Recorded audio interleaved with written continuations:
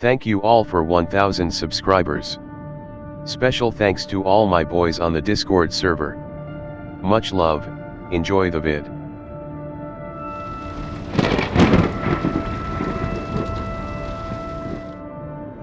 Maine taxi driver stories. Anyone? Be me, young taxi guy, driving along native tribe named Lake. See kid walking by the side of the road. 11:30 p.m. Kids dressed in sweat-stained t-shirt and sports shorts, no shoes. Pull off, unlock door and ask him to get in. Nice guy taxi driver.jpg. Kid gets in, thanks me for the ride. Turn up air conditioner to keep him cool. Tells me he's going up to the head of the lake where his parents live. Drop him off, tell him to get some shoes. He laughs and goes inside. Pick up newspaper a couple days later. Kid is dead. Drunk driving. Drove into lake. Find out from cop buddy that kid's body was in car. Happened 2 hours before I picked him up. Still get the heebie-jeebies every time drive by that lake. I have a shit ton more, because Maine is haunted as fuck.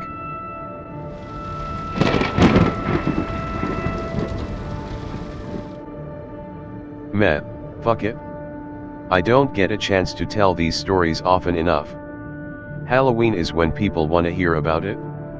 Get a call to pick up at the south end of the county. Tiny woodland town, maybe 500 residents. No gas station, that's how tiny it is. 8 p.m. at night, late dusk in other words. Still light but limited. Headlights are on. Logging the run while waiting for customer at his trailer which sits right next to a cliffside, earth bank thing leading to a stream below. Toot horn because I waited 5 minutes and nothing. See tall shadowy figure rising up from the bank, figure it's the guy. It is. He gets in back and asks to go to McDonald's, which is like 30 minutes away. Tell him the fare, he's cool with it. Roll up to Mickey D's and roll down rear window so he can order himself. Dude orders 85 cheeseburgers, 100 large fries, and 15 chicken wraps. Why wasn't I invited bro.jpg? Girl on the mic is all, what the fuck is this nigga on? 30 minutes to get the food ready. Take him home. Ask him why all the food. For my friends who live in the woods. Friends. These guys hate electricity. Hermits, huh? McDonald's big in the hermit community. Hey man, don't knock it, okay? They saved me from the demons that live in my house. Cool guys, they just want fries and burgers in return. They're nice like that. Fare is like 45 bucks, he hands me $200 and asks me to help him bring the stuff to the edge of the bank. Get out, move stuff over. It's too dark to see anything but the water. Hear a bunch of bags being opened, happy grunts. Shake head and get back in car. I've got a few more stories about the Baron of Burgers. Get a call from Central about picking up Burger Baron again. Noontime. Sure, can spot his friends if they want my beef jerky. Sasquatches. Roll up to find BB has axed the telephone pole next to his trailer down. No power to the house now. How did he call? Cell phone probably. Whatever, dude is loaded. Toot the horn. Guy comes over the ridge. Bro has gone full Grizzly Adams. It's been like 2 weeks since Burger stocked down by the stream. Fur coat, raccoon hat. He smells like beef stew. Hey, it's you again. He says as he gets in back again. Yeah, how are your friends? Awesome. We all live in woods now. Yeah? Get the fur coat a Goodwill. Nah man, my friends made it for me. The hat too. Nah, my cousin bought it for me from Cabela's. Oh. My bad. It's cool, it's a cool hat. Where are we headed, Chief? Up to the mall. It's like 130 up there, man. You're sure? It's all good. Here we go. JPEG. Take him to the mall upstate. He falls asleep in the back. Sleeps like a baby back there. I almost forgot he was here if he didn't smell like soup. We get there, he flashes a 50 and says he'll tag that on top of everything including the tip if I come in and push the cart. Whatever, I'm up for it. We go into the home supply store and he buys blankets, jackets, tents, etc. Building an encampment. Sure am Uncle Josh. Who the fuck are you talking to? I'm David. No, you're Uncle Josh. Hey man, you're paying waiting time so you can call me mama if you want. You're such a card, Uncle Josh. Okay then. Time to check out. Start down the pots and pans aisle. Guy leaps in front of me, shoves me, and the cart back. Uncle Josh, are you crazy? They'll eat you. Pardon me, all to fuck, Chief. I didn't see M. He grabs one of the blankets and drapes it over me as he holds me like an injured soldier and takes me to the cash out. Girl at the counter giggles. They'll eat me. Tell her, winking. She nods slowly as she's scanning the tags. He ponies up 500 in cash and tells her to keep the change. Load up the car. Where to now, daddy? More bucks. He laughs and says to take him home. Falls asleep again. Get him home. He puts 300 in my hand and kisses my cheek. Ew. See you soon, Uncle Josh. He waves to me as he starts throwing blankets and tents down the embankment. Shut the trunk and cruise away. I got crazy on me, bleh.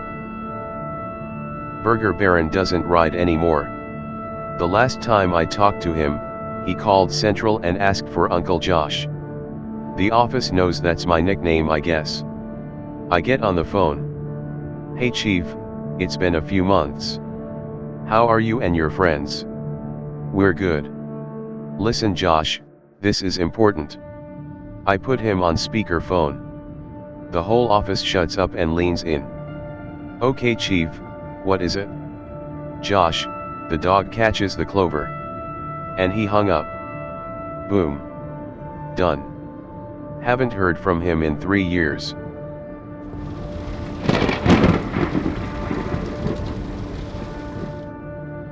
I live on a lake.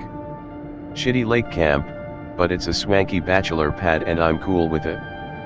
This was back at the end of last summer. Sitting on the front deck, looking across the street to the lake water. Rocking back and forth on the porch swing. The loons are calling, frogs are trying to get laid. It's an LL Bean commercial. I put my hands behind my head and drift off to sleep. I wake up to the sound of something clattering around in my trash cans. Oh come on. I sit up, and look toward the bottom of my driveway. There's this kid poking through my garbage. He's got regular kid clothes. Hey you. Cut the shit. His head snaps up and drops the can's lid. Can't see his eyes, just know he's looking. I stand up and point at him. Go home, leave the trash alone. He stands there, staring. I get the same sinking feeling I did when I heard the coyote bones being snapped. What the fuck now? The kid's arms twitch a bit, like he's got a chill or something running up his spine. Well. He leans down to the trash again. Hey. I step down off of the deck and on the gravel. My foot makes a crunching noise and something dashes into the bushes at the top of my driveway. Kid runs off down the street. I hear his footsteps for a while. I sit down on the steps for a minute contemplating getting a gun. There's a splush in the lake across from my place. Like a frog just jumped into the water or something. The loons stop calling for a minute. Well, time to go inside and lock all the doors and windows.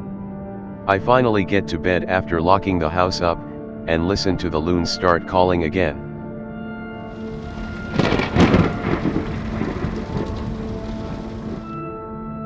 Years ago, thought I was in love. Got engaged to an Irish hottie. Good times.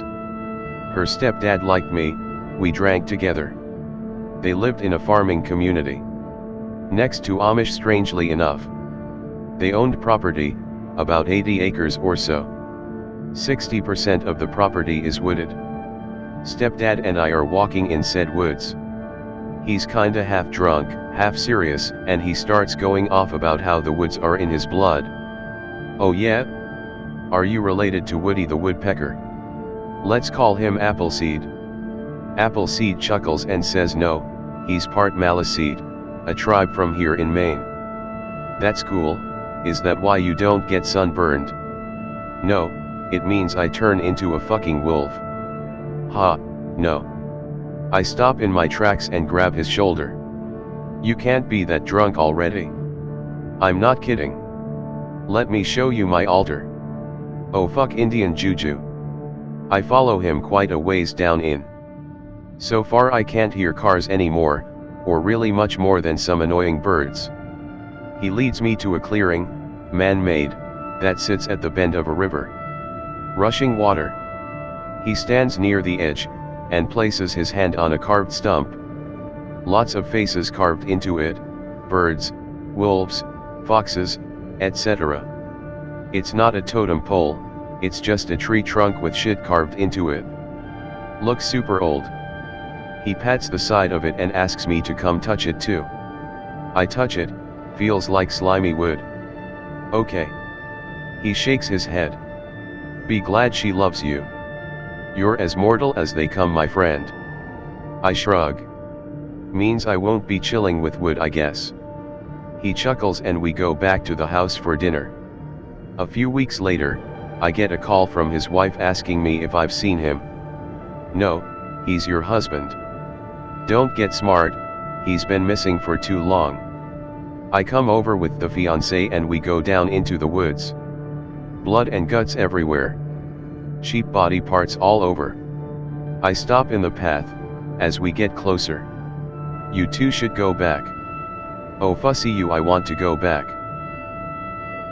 They go back up the hill. I grab a branch from the side of the path and hold it like a club. I get closer to where his altars were. No birds. I step into the clearing, and spot the altar he showed me, caked in blood. Sheep's head resting on top of it. The ground is covered in shreds of his clothing. Appleseed is nowhere to be found. There's a fire going though, in a rock pit that he made, I guess. He's got a piece of stone in the middle of it that's making the fire green and blue. I can hear a bunch of rustling in the bushes all around me. There's a feeling in me, like I should run. My feet stay planted as I hold the branch up, ready to swing. Appleseed steps out from the bushes behind me. I turn and swing. He catches the branch. He's like 53 or some shit. I'm 23 or some shit. Holy shit. He's naked, by the way. Ugh. Appleseed is covered in blood. It's caked under his nails. He's got it in his hair.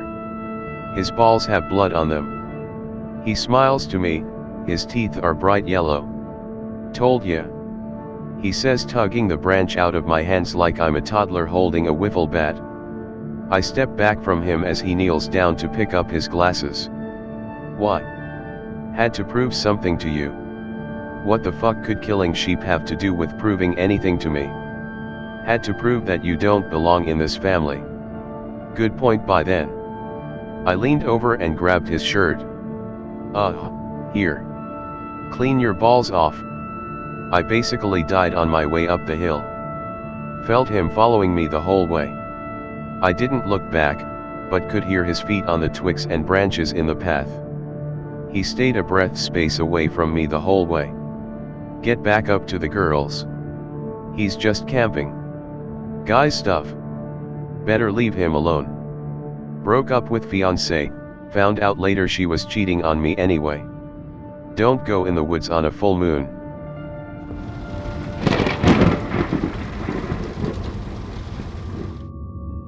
Get orders from Central that I'm supposed to spend the weekend at a ski lodge downstate with one of the company's valued customers. Oh yes.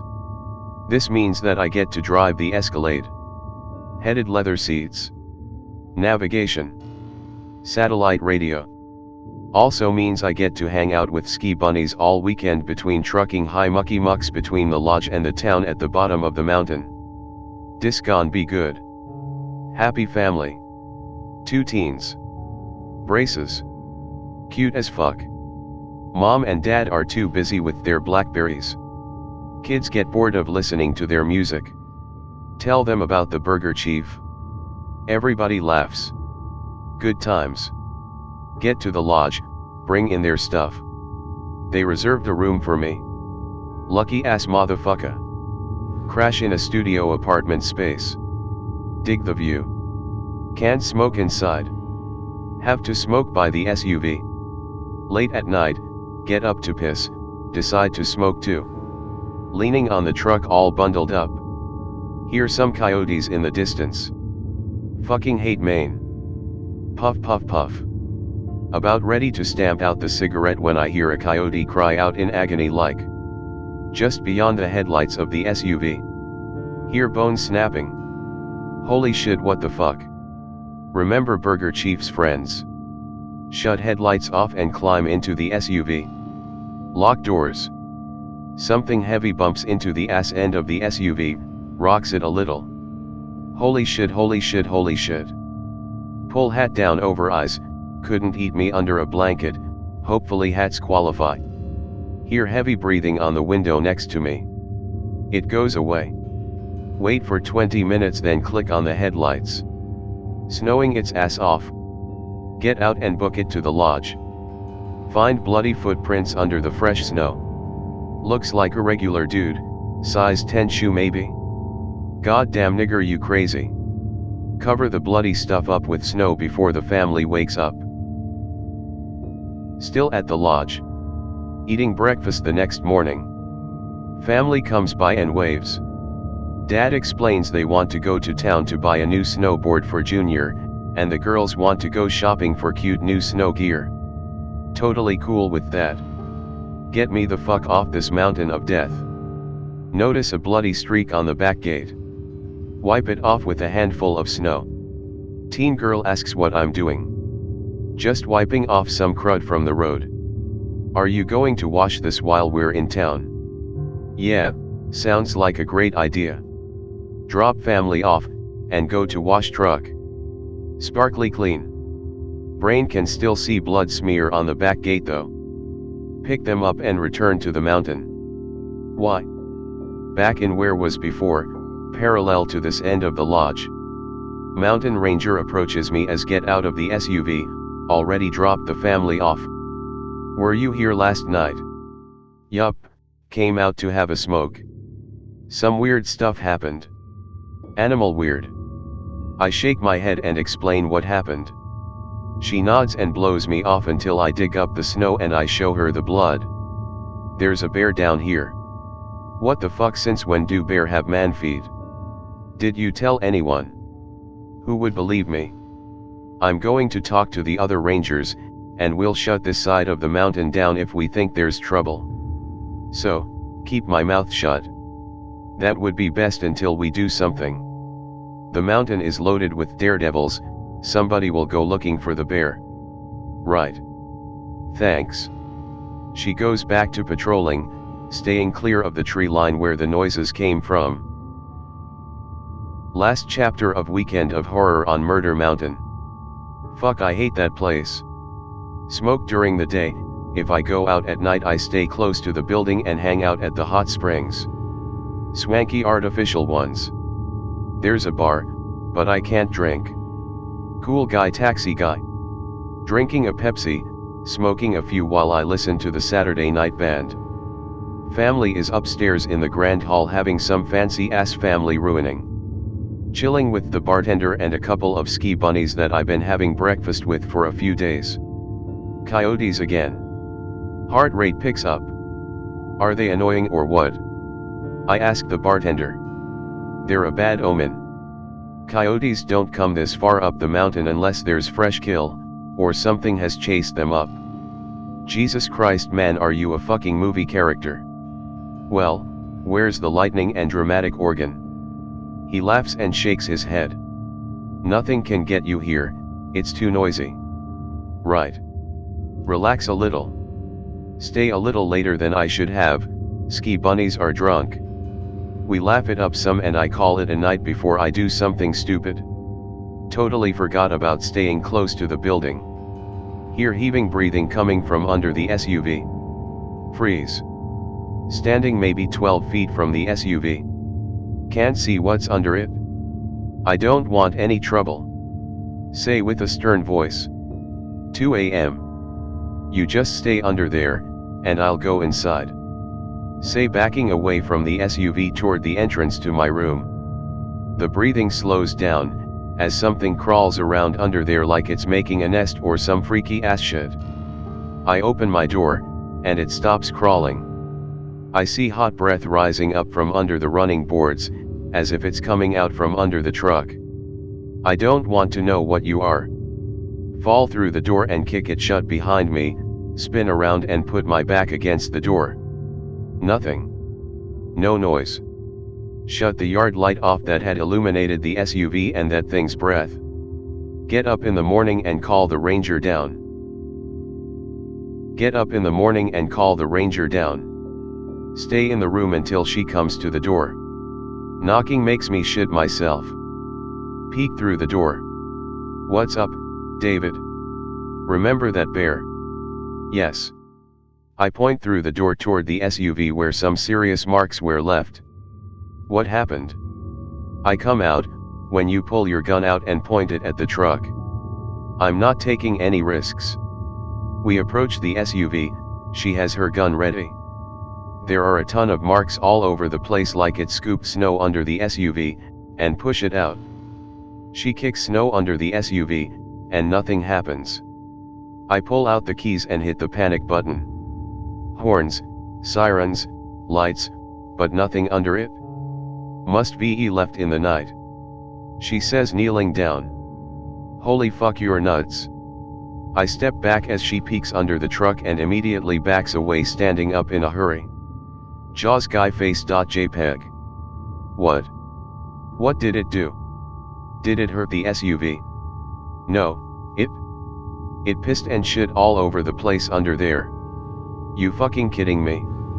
I move the SUV and sure enough, it pissed and shit all over the place. Rolled around in it even.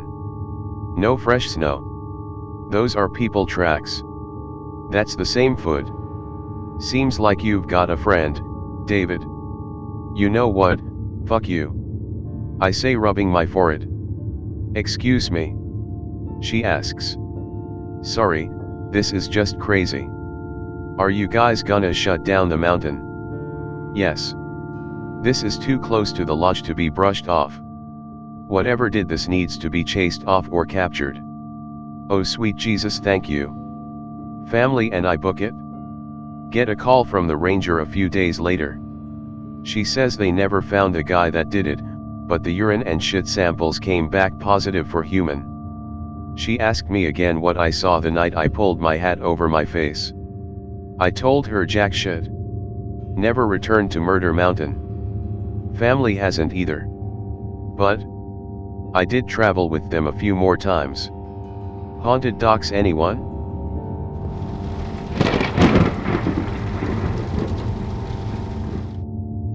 As I've said, Maine is a haunted ass fucking place. Stephen King isn't lying. Shit is for real up here. The following spring after Murder Mountain, Central tells me the family is back and they want to go to the down east. Eastport, holy fuck for away. Hey, new Escalade, and I like the family anyway. By the way, piss and shit smell wouldn't leave the air system of the SUV, so we ditched it and upgraded to a new one. Roll up to the airport, everyone's happy to see me. Dad shakes my hand and asks me how the Burger Baron is doing. Tell him haven't heard from him in a while. We laugh again about him. So it's a long ass ride from the airport to Eastport. Naturally they pick an old ass bed and breakfast to stay in. I however opt out of chilling with them and book a room right on the water. They're about 15 minutes away from me. Dad asks if I want to stay, and I tell them they should enjoy the weekend together, and that I smoke. Understands, and we exchange cell phone numbers. So the first night, I'm sitting on the back deck of this place, outside of the restaurant downstairs. Smoking with a guy from New York who hates Maine but his wife loves it. I'm fucking fed up with this wilderness shit, he tells me, waving his Jack and Ginger around.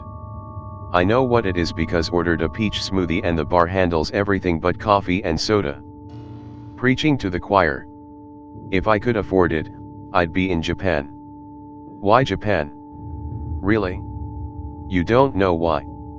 No, it's full of sex-free.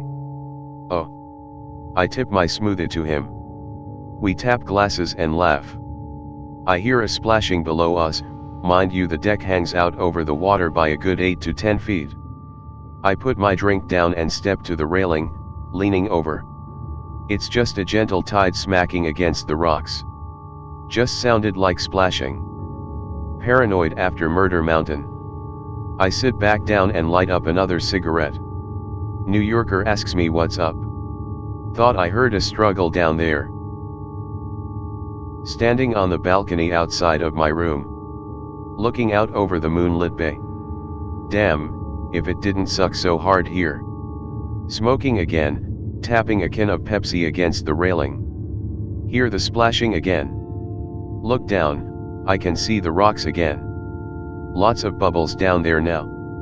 Tides aren't shifting. Hey, anybody down there? Shout down. No reply. Just more bubbles from the rocky area. I shrug it off. Scary ocean shit. I tap the ashes off of my cigarette and lay my head against the railing. It's quiet apart from the splashing. It stops suddenly. I look down again, and my Pepsi can get sucked out of my hand. I'm on the 3rd floor, mind you. Swoop. Down into the bubbles. Fuck. I throw my cigarette after it and turn away from the railing. The splashing starts again, and my Pepsi can is smacking against the rocks. The smacking gets rhythmic. Tap tap tap, pause pause pause, tap tap tap, pause pause pause. I go down to put an end to the noise. There's a rocky beach down there under the deck, and I climb down to get the Pepsi can. Why the fuck am I doing this? Oh yeah, too paranoid to listen to ghosts tap the can all night. I lean out the rocks and grab the can. I pull it up out of the water, and dump the sea water out of it. I climb back up from the beach and toss the can in the trash nearest to where I climbed up from. As soon as the can hits the bottom of the barrel, hear a boat rub up against the dock. Shit, fuck, it's gonna eat me. I spin around with my fists up, like I'm gonna punch the kraken or something. Oh, it's just a boat. This is God telling me to stop smoking. I set my hand down on one of the pylons that poke up from the dock supports, and I discover my cigarette is under my hand. Huh, lucky me. The ash broke off, so light it up again and look at the boat rubbing on the dock. A cabin cruiser, the name on the ass end is S.T.A.L.K.E.R. S.T.A.L.K.E.R rubs up against the dock again and again as I'm smoking. I step off the pylon dock and onto the floating dock. I grab S.T.A.L.K.E.'s rope and wrap it around one of the weird bow tie thingies. It stops rubbing. Finally. I turn around and there's another cigarette on the pylon above. I still have mine. Ha, okay, time for bed. I rush up the gangway to the pylon dock and throw my cigarette over the edge. Get to the room. Lock the door. Nope nope nope. Too much lactose. You're having visions. I pull the shades over the glass door that leads to the balcony. Early in the morning, wake up to find that the curtains are knocked off the railings and the glass door is wide open. Oh God, it knows where I sleep. I fix everything as best as I can, and lock the balcony door this time. The family and I explore Eastport for a while, before they rent a sailboat and go off pretending to be pirates. At the hotel, the New Yorker says he heard me last night. I tell him what happened and he laughs at me, and offers to buy me breakfast. We have breakfast, his wife nags him to go sailing. I guess they sailed up here. My face when he owns S.T.A.L.K.E.R. I spend the morning sipping Pepsi and texting a friend back home about what's going on. The splashing starts again. I ignore it and go inside to again find my room messed up. The housekeepers say it's not them. When Dad, Mom, and kids get back, I ask if there's a room at the B&B. I stay with them for the rest of the weekend. But it gets better. Holy fuck, does it go off the rails next. At the Eastport Inn, the owners have hired a medium to entertain the guests tonight. Springtime spooky shit. WTF. So I hang out with Dad in the back of the den while the family and a couple of newlyweds get right in on the action. This gypsy-looking woman comes into the room, and the owners shut the lights off and light candles. Here we go. Dad and I have to shut off our phones, makes the ghosts mad. Sure. We both watch as this lady starts walking around the room waving her hand over people's heads. She says some superficial stuff about the kids, and the newlyweds. Tells Mom that Dad thinks she's pretty. Duh. She gets to me, give her a glare. She smirks and grabs my cheeks. And you've been marked. The fuck you say? Marked. I'm freaked out now. You're marked. Something to do with your smoking. Oh hell nah. I pull her hands from my face, and Dad waves her off. What was that all about? He asks. I explain the cigarette and sea toy, my room, and the splashing. He shakes his head. He doesn't know about Murder Mountain, by the way. I rub my forehead as she goes on about a maiden that died at the docks.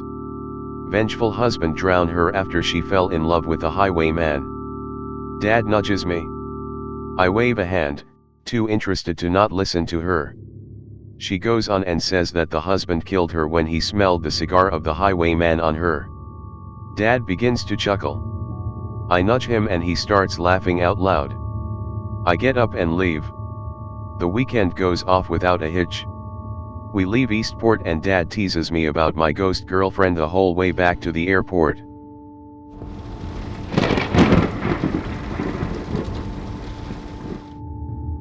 So, this is from over the winter. December. Have a regular transport with a mentally challenged client. Cool guy, not big on the talking. Unless it's a pretty girl. Driving on a sloppy road, plow guys are slacking. Splish splash might be decaying a bath soon _. So I slow down as we come down this steep hill, and tires give. Ass end of car starts to come around like the trunk is going to lead the way now. I cut back into the drift, and tap the accelerator so the rear end straightens up. Fishtail for maybe 100 feet until we get to the bottom of the hill. Phew. My client, let's call him Shy Eyes, giggles a little and laugh too. We're friends. I'm stopped, giggling like a little kid when a blue light appears in my rear view. Cops? Is not having an accident illegal now? Nope. Something comes over the hill and up into the air Duke Boys style. Slush and shit rains down on my car, and being an idiot I cover my head like I'm gonna get rained on, in the car. Derp. Blue light comes over the top of the taxi. 8 a.m. in December. Ol' Mr. Sun is just getting up. Orange skies frame this icy blue triangle that glides just above my car and slows down, like it's saying sorry. Shy Eyes leans up to the glass of the windshield and looks up at it. I keep away from the glass. It doesn't fly away, it just fades out. It kind of reminded me of condensation evaporating off of cold glass. Shy Eyes doesn't remember it like I do. He just remembers me being a dumbass and nearly getting us killed pretending to be Paul Walker.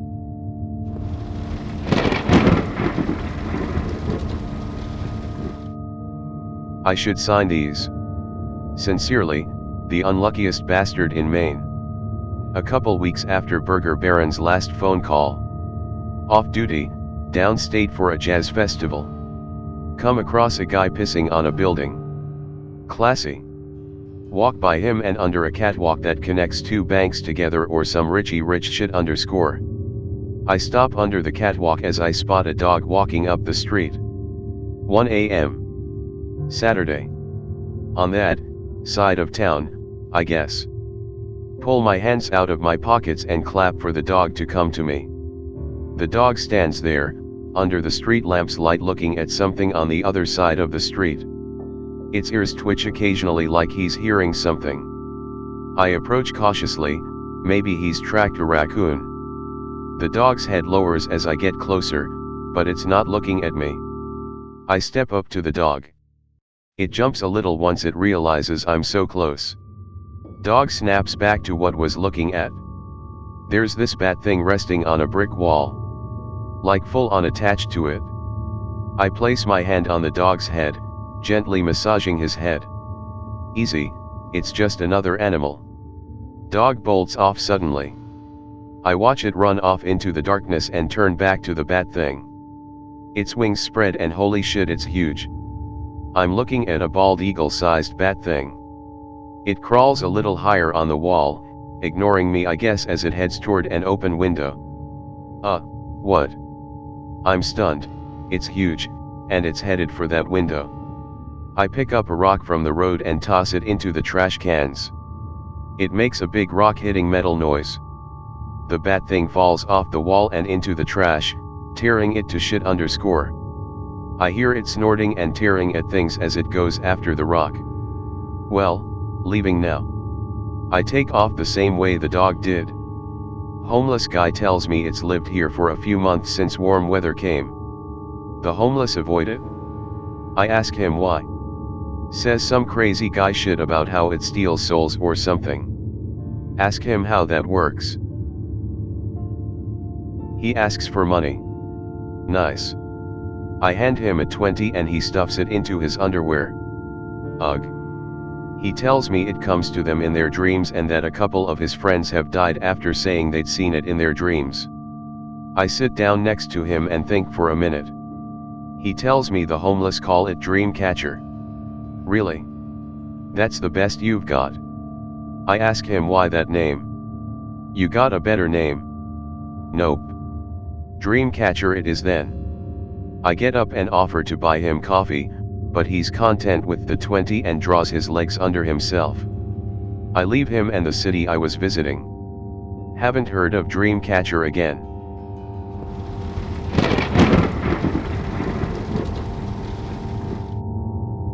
Friends of the Mountain of Murder, Eastport girlfriend ghost family book me to take them down to a rich gated Bayside community. Rent a house for $2,200 a week. What a deal. Fuck my life. Fancy new Escalade in the middle of a tourist community. Out-of-staters everywhere. It's cool, I'm from here, I speak the language. Brought wife and husband here. I'll call them Mark and Cleo. Mark and Cleo rented a house, and wanted me to stay in town because there's no taxi for at least an hour. So I stay at their place in the mother-in-law's house out back. I'm hanging out by the waterfront, talking to an old flame. The fog has rolled in, and the lights along the dock are making shapes out of the fog bank. Looks cool. In the distance see a white light, like a flashlight, out over the water bobbing up and down. The lighthouse about a mile away starts sounding off a warning to boats. Fog horns are loud. Fog horns a mile away are deafening. Hang on, fog horn. I put my hand over the phone, watching that light. Looks like a rowboat with a headlight. Shitty time to come in from the island bucko. The horn fades, and I pick up the phone again. So how are the kids? We talk for a bit and I watch that light. The waves are crashing because the tide is going out. Still that light doesn't move except to bob up and down on the waves. Hey, I think there's a boat stuck. I'll call you back. I hang up and put the phone in my pocket before heading out onto the foggy dock. The light seems to be sitting at the end, but it's too far out to be tethered. I step out to the end of the dock, at least where it feels like the end, too foggy to tell. I grab onto the railing, and a lamppost just to make sure I don't take a dip. Hey. Are you okay? I shout into the fog. I hear nothing, the light continues to bob up and down. Hey. I'm not a cop. Just tell me you're alright. No reply. The light just sits there in the fog. I smack my hand against the railing. Look, it's not cool to just be an asshole in the fog. I'm pissed, this dense fucker could get hurt. I step back from the edge. Something brushes up against me like I stepped into it. I turn around suddenly, expecting the person in the boat to be there. This 30-yard dock is crawling with fog people.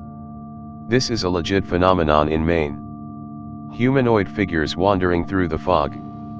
Holy shit, ghost convention. I latch onto the railing. What the fuck do I do? I push myself off the railing and toward the shore through the fog people. I can feel them walking through me. Or I'm walking through them. I see them dancing. I try to step around them, but it's just unavoidable. It feels like I'm walking through cobwebs and hot hair. I jump down onto the beach once I'm close enough and rush up out of the fog. I turn the headlights of the Escalade on and can see them clearly now. 20 or 30 of them, walking around, dancing, just being fog people. I climb into the SUV and call my friend. Hello. Fog people.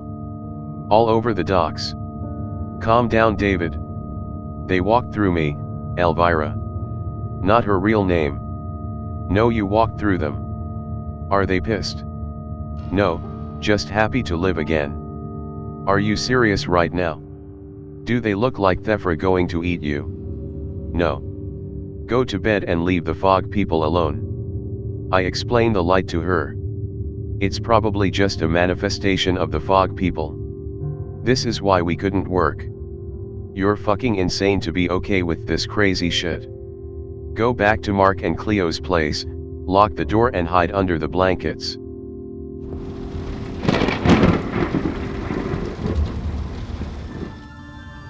Sitting in town one night, full moon, window down listening to music. Guy and gal walk by, wave and say hello. I wave back. Nice couple. I turn down the car radio and get out to walk around the car. I park down at the boatyard near one of the waterfront bars. I sit down on the hood and light up a cigarette. Girl walks up and asks for one. I offer her the lighter and a cigarette. She joins me on the hood after lighting up. Is this your job? No, I do this for the orphans. Very funny. Yeah, been doing this longer than I can remember. Are you happy? Lady, I'm sitting on the hood of a Crown Victoria on a Saturday night. I'm not up for life lessons, and philosophy. Fine, just wanted to know. Feel bad for being a jerk. It's not a great job, but I meet people. I like people. It's a good quality to have. How about you, smoking with taxi drivers your job? Ha, no. I'm just a girl wandering through the world. A traveler, huh? Welcome to the road. Thanks. She gets up and walks off into the darkness of the boatyard. Okay, bye. She waves over her shoulder. I hear a hard thud come from the boatyard. Time to man up, David. Get in the car and cruise into the boatyard, high beams on. She's standing on the edge of the boat lift with a piece of a broken rowing oar. I get out and walk up to her. Everything okay? She nods and tosses the oar into the water. Gypsies are always okay, traveler. She looks over her shoulder toward me, her eyes are that weird reflective kind that animals are, so you know that they're about to run out in front of you. Nope, nope, nope. I get back in the car and back out of the boatyard. Radio to Central to send the cops down. They find a broken oar and her jacket, but nothing else. Cop friend tells me they chased some gypsies off the public beach the morning after. Gypsies come through town a lot, they fuck around up in Canada too much. –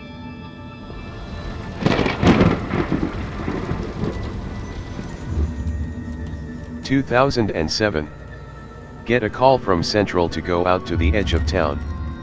Let's call the client Marceline. Marcy is a nice old lady, she rode with us for a long time. I roll up to Marcy's house, and she wants to go to town. She's like 60 something. All gussied up.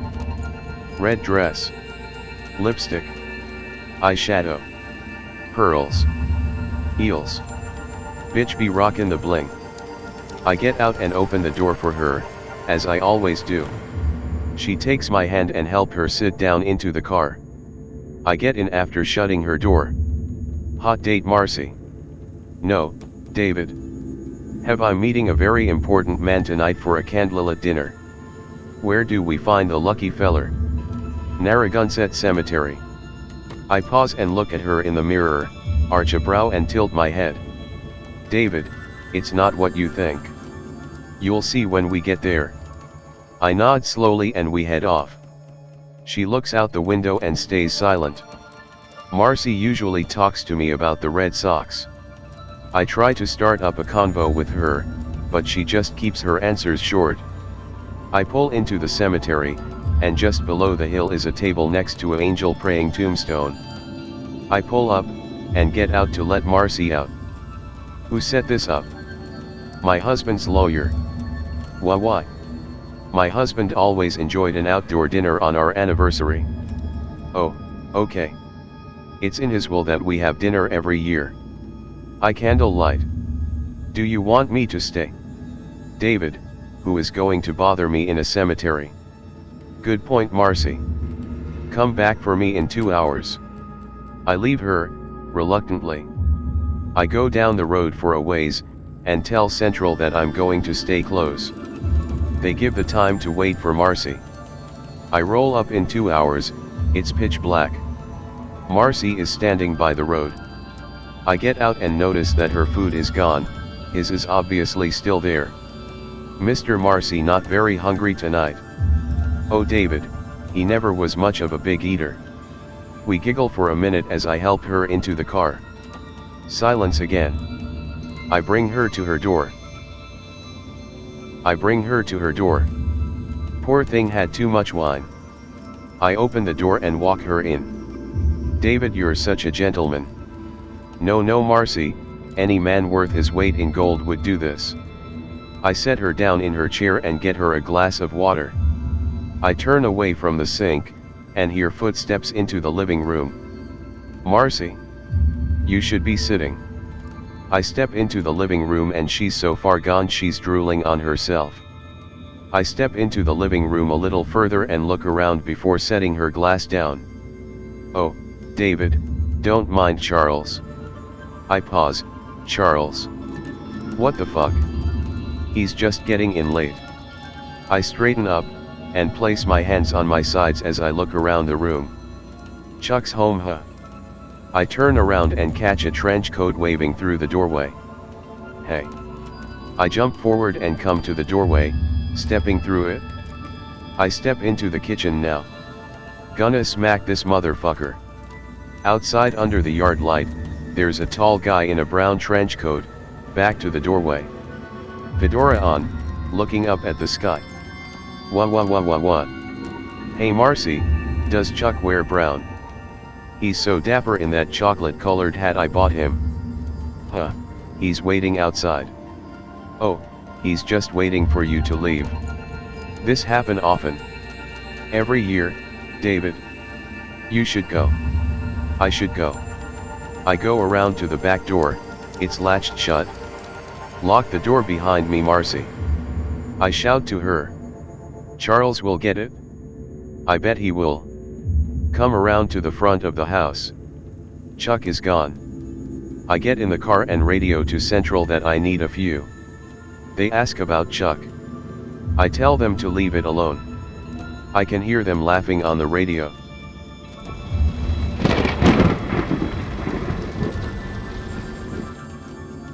This is a short one, but you can probably experience it too up here. Late October. A few days before Halloween. Driving on a rainy night. How do I get talked into this? Leaves falling out of the trees getting stuck to the windshield. It's a fun time. Roll the window down to smoke. Cigarette dangling out of the window while I cruise down to the next city along the coast to pick up a homeless guy and bring him to the hospital up my way that'll take him. Groovy tunes on the radio. I come around a tight bend, and hugged the line a little closer than I should have. White Toyota is in my lane. Holy fucking shit, gonna die. Jerk the wheel to narrowly miss the car. Come to a stop to get my wits. Crazy fucking kids. This is what MTV gave us. Frazzled, lost cigarette. Light another one and park for a minute, puffing to some white lion. Tapping the side of the car listening to the music. Some guy grabs my arm and leans in. You okay, mate? I smack his arm away and lean away from the window. Fuck you. I shout like that's going to scare off the woods demon that just tried to tear off my arm. Friendly middle-aged guy, greased hair, shit-stained mustache. Hey man, just checking on you. Glance in my rear view and spot the Toyota sitting behind me. Whoa man, you scared the shit out of me. Sorry, I said hello, but guess the music was too loud. You're okay, right? Yeah. Sorry for yelling. It's cool.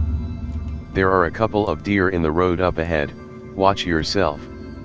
I nod and he gets in his car and pulls away. I take a minute and cool off.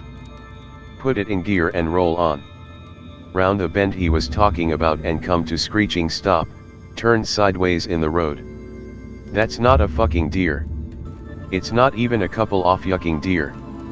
Middle of the road stands a moose, over the top of a dead moose's body. Moose is ripped to shreds, got hit by a moose blender or something. Other moose is standing guard. I inch up on the guardian moose and it lowers its head ready to charge. I stop and beep the horn. It lifts its head and steps aside. I cruise by slowly. Moose turns its head, as if it's scoping me out for the guy who did this to its wife buddy whatever. I pull beyond the moose and stop, looking back through my mirror and the other moose lays down next to the dead one. Okay, time to leave. I get the guy and come back that same way, cause there's no other road that is as direct. Pass the moose carcass, but no guardian moose. Round a bend again and discover it's been hit by a dump truck. Took its head clean off. Slow down as we pass the head, and those damn eyes were looking at me. Felt like it anyway. Fuck this shit. Drive off. Passenger was asleep anyway.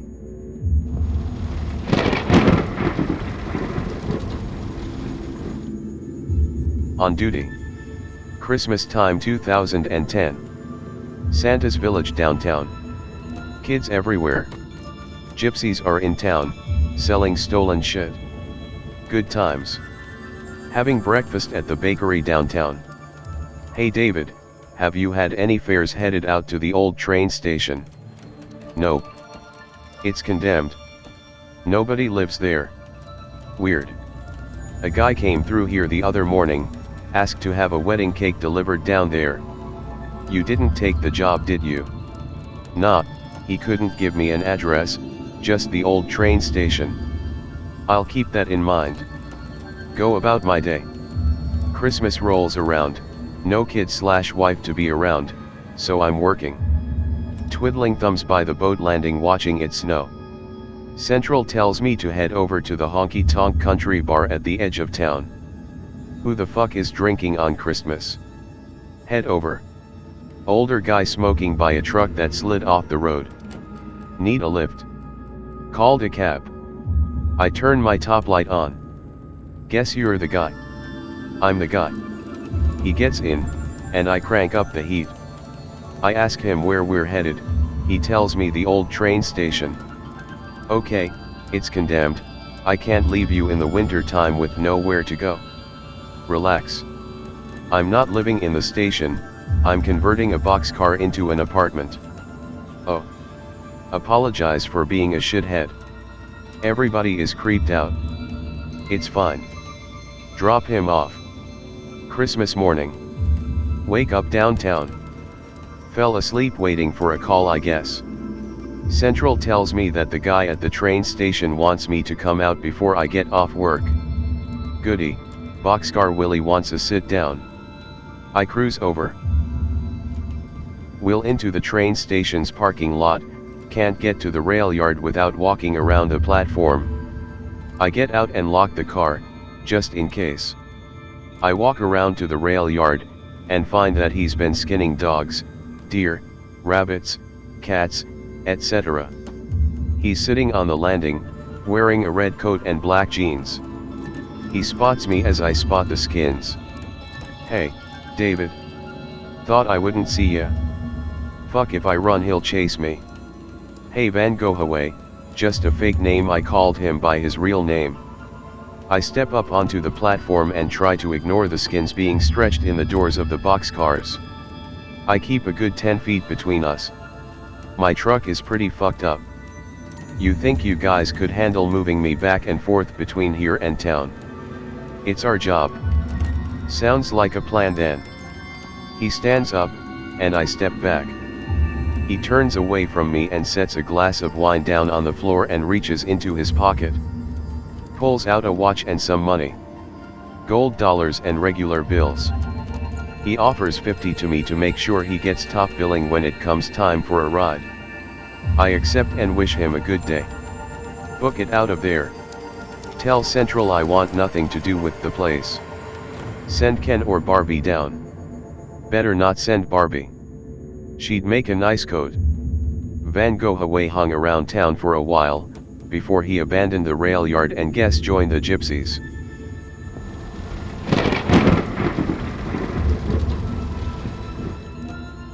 (2011) Get a call from Central, come get the DeVille. Lady Cassidy called, monthly shopping trip to Portland. Lady Cassidy is my favorite client. 71. Would tap that out of 10. Time to go to Portland and take her shopping. I load up and head south with her. Lady Cassidy was an aide to Gilani when he was mayor of NYC. Fat pension plan. Lady Cassidy stays at the Hilton in the Old Port. I take her there, and stay in the room connected to hers, and act as her bodyguard. We shop most of the afternoon. Damn dat ass. Take her bags to her room, and she gives me my room key. "You go out tonight, David? I'm going to see if I can wrangle one of those Filipino boys downstairs." "You sure are a sultry one, Lady Cassidy. You know it, honey. Leave her and go for a walk around town. The Old Port is my favorite place in Maine. I stop by Ginkgo Blue, the local jazz bar, and catch up with a few college pals of mine. Get a wee bit too drunk. End up wandering the old fish factory docks way after closing. Buddies are passed out somewhere else. Sit down next to a black guy who is fishing at 2 or 3 a.m. "Hey man, room for one more?" The black guy nods and pats the dock next to him. I plop down. He's a Somali, they migrated here like the swallows a few years back. "Hello friend, are you from Maine?" he asks. "Damn straight, lack of a 10 give it away." He laughs and jiggles his fishing rod like that'll make a difference. "How about you?" "Somalia my friend, used to work in oil rigger, now I cook for the empire." "Righteous. I'm so happy for you." I don't remember much leading up to the next part, but I came to when he mentioned dead people. "My friend, what about the bridge that connects South Portland to North Portland?" "North Portland, you're adorable." "Dunno, I'm from farther up the coast. A lot of people say that there's a man that lives under there that eats other people. That's some heavy shit." "Heavy? Just an expression. Well, the people that live near there say they hear the cries of children." "Children?" "Yes, the police go there, but find nothing but old fire pits." "That's kinda weird." "Yes. You seem to know more about this than me, tell me the story." "It's said that there were a family of them. A boy and his sister that escaped the friendless boys' home a very long time ago. Turns out that's true, BTW. Real place. They escaped and lived under that bridge. They had no money, and so they stole people's animals and ate them. They had children together, and still lived that way. Hiding from people who came looking. So today, it's said that this man under the bridge is the curmudgeon that lives under the bridge." "Curmudgeon, huh? Yes, and he steals children from their own backyards. Long black fingernails, and yellow teeth. Well, that's a bit too much for me. I got up and staggered away. Just stay away from the bridge. He shouted after me. I waved him off and staggered to the hotel. Lady Cassidy and I had breakfast and she confirmed the friendless home, and that it was an insane asylum way back at the early part of the 20th century. All of my what the fucks.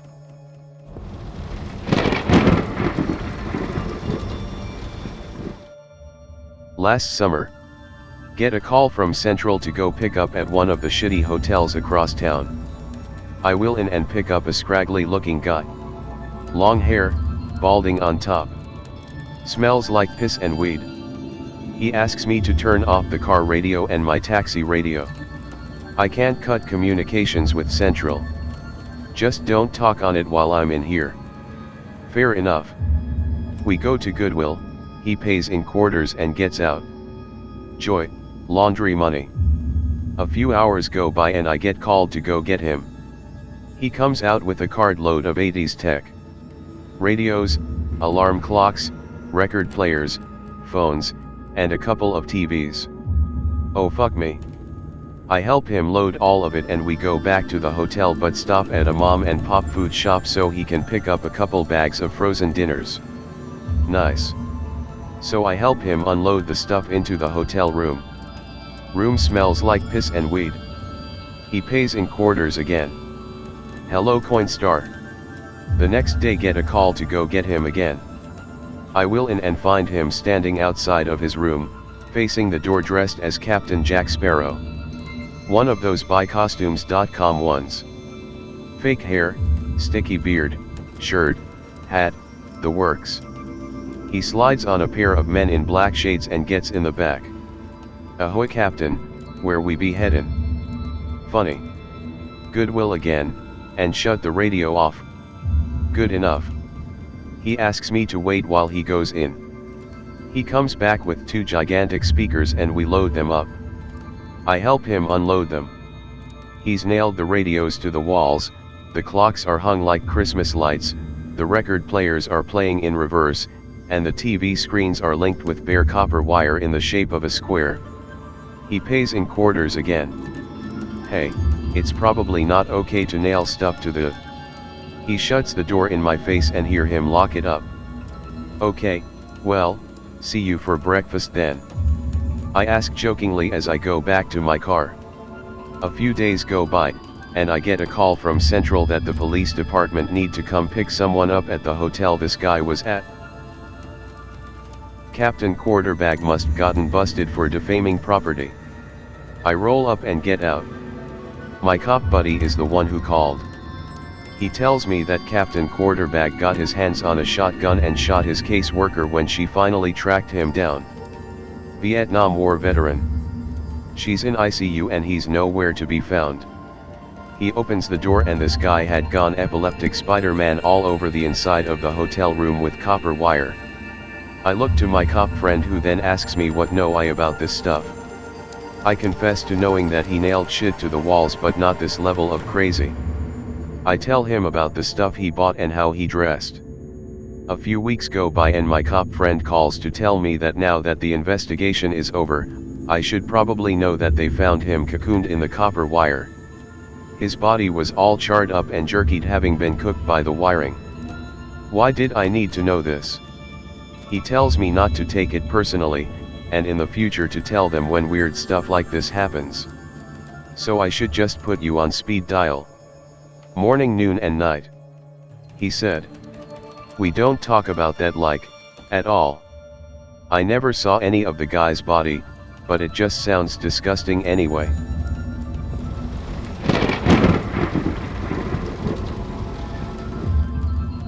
About 2 months ago some kids got picked up by the police for trafficking bath salts. Around that time I started getting more late night calls from cross street where the kids were captured. People would get in the car and go to McDonald's, or other houses, hotels, anywhere for a while. One night I showed up early to pick up an older man and take him down to the bar. He turns the yard light on and checks out the window for me. I see him put his jacket on and his hat and then he runs out to the car. He gets in and locks his door. "What's the rush, chief? Wife don't know you're going out." He snaps from looking out the window to looking at me. "You don't hear that?" he asks. I look around for a minute and shake my head. "The howling?" he asks. I roll down the window a little bit. Sure enough, I hear a low, drawn-out howling in the distance. It's just a little louder than the engine of my taxi. He grabs my seat and leans up. "Please take me to the bar now," he begs. I roll up the window and take him downtown to the bar. He hands me my fare and gets out. He's much more relaxed now. He walks into the bar like he wasn't a raving madman earlier. The night goes on and I do a few more pickups from cross street. Each time I pick up I roll down the window, and howling it's still there. No matter where I pick up I hear the howling far away from me. No one else brings it up but the old man. Central calls and asks me to go pick up the old guy by the waterfront. He walked down there, I guess. I roll up and he's sitting on one of the benches by the public landing. He sees my headlights against the pole in front of him and he stands up. He gets in the car, clearly drunk. I take him home and he sits in the car for a bit. He looks out the window and then back to me. I wait patiently with him. "Thank you," he sighs. He pays me and slowly gets out of the car. I hear him muttering to himself as he gets out of the car. He slams the door shut and staggers up the step. He stands by the door for a moment before he goes in. I roll down the window and the howling is very close right now. I roll the window back up and radio to Central that I'm clear. The connection is scratchy, weird for being right in town. I begin to back up. Smack. Thump. Fuck me, I ran somebody over. I put the car in park and I get out. I run to the back of the car. "Are you okay?" There's no one there. I kneel down and look under the car. I see the shadow of legs on the other side of the car. "Hey man, I'm sorry. I didn't. I don't find anyone standing over there." I begin to make my way to the open driver's door. I notice the howling is stopped. I pause and look around before I hear footsteps coming from the back of the cab. "All right. Did I hurt you?" I ask, turning around. No one is there. My skin starts standing on end and I get into the car. I shut the door and lock the doors. I back up slowly but my headlights pick up movement. I stop again, and look around. Maybe some teenagers fucking with me. I put my arm over the seat, and there's a shadowy figure in the back seat. I slam on the brake hard this time and put the car into park. I open the door and jump out. The figure is faceless. It sits there for a moment before evaporating into nothing. I hear footsteps again behind me, and turn to face them. A pair of eyes are headed toward me in the darkness. Golden eyes, like a cat staring into a flashlight or something but human height. I back up against the car and then slide back into the driver's seat. I back up out the driveway and leave as fast as I can. Tires squawking a little bit as I leave. I radio to Central that cross street is off limits for me tonight. Every time I picked up on that street since I hear the howling in the distance, but I don't go looking for it anymore.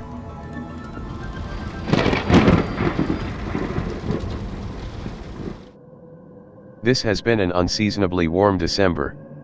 It snows, but it melts off in a few days or less. Fog everywhere, thick fog too. The nights have been so bad that we have to limit our service area just after dark for about an hour. Central calls and tells me to pick up at the local supermarket. Roll up. There's an old lady there, not quite as old as Marceline but up there in the blue hair territory. I get out and help load her groceries into the car. She waits politely as I load the groceries. I close the trunk and open the door for her to get in. She hands me her cane and slides into the front passenger's seat. It's getting dark and I have to take her out of town where the fog is very thick. I hand her her cane and shut the door. We get out onto the main route to her house and the fog begins to get thicker. I turn on the fog lights but they do little more than help me stay between the yellow and white lines. Basically in my lane. Let's call her Vera. Lyra leans toward the dash squinting her eyes. Lots of fog tonight. She states as if she's trying to use some super seeing power. Yeah, it's been like this for a week or so now. I reply slowing down as we come to a bend in the road. She leans back in her seat, I guess realizing she can't see through the fog like Superman or something. You're a good driver. I'm glad you're going slow through this mess. Thank you, ma'am. I'm doing my best. I'm Vera, and you are? David. Most people call me Dave when I'm not in trouble. I reply sarcastically. The fog is so thick now I can just make out my lane and literally nothing more. Maybe 4 feet in front of the car. Thankfully the GPS I keep strapped to the dash helps me stay on the road headed toward her house. We arrive at her driveway. I almost drive into the ditch turning into it though because I can't see where the road is at this point. We drive down what feels like a mile-long dirt driveway until I see the floodlights on the barn next to her house. We pull up to the door connecting to her driveway. I help her get out, she insists on staying out here with me. I shrug it off. I unload the groceries to just inside her door. We have a policy about going inside people's houses. I put the milk and other heavy things on the counter for her, and explain not to mention it or somebody's going to call me by David. She laughs it off as I head to the door. I open the door and her laughter stops immediately. I'm still facing her. I turn slowly to look out the board to find out what stopped her laughing. I see a bunch of humanoid shapes standing around my car. The floodlights from the barn give the fog an eerie glow that really highlights these shapes. These shapes standing around my car move on, and more come along. I shut the door and she steps up to the window next to the door. She pulls back the curtain and waves her hand to me to tell me to come look. Dozens of them walking by now, headed up her driveway toward the road. I see what looks like a wagon being pulled by a horse go right through my car like it isn't even there. The fog just moves around the car and reforms at the back bumper. She covers her mouth and we wait for the fog to dissipate. What feels like hours go by, and really it's only 15 minutes. By now I've counted at least 30 including the wagon going by. The fog begins to sink to the ground and disappear. The night air has become too cold for the fog to be so high. I reach for the door handle but I notice she's pretty rattled. Vera, it's fine. Just stay inside tonight. I'll call my daughter, she'll come stay the night with me. She says stroking her chin looking out the window still. I open the door and begin to head down her steps to my car. She comes to the door and peeks out. Be careful David. I smile to her. Go call you daughter Vera, and have a better night. I get in the car, and have a little bit of a freak out after she closes the door and turns on her kitchen lights. I sit back in my seat and breathe off the anxiety I'm having over this before recording the fair. Central asks what took so long and I tell them that she's a chatty old lady.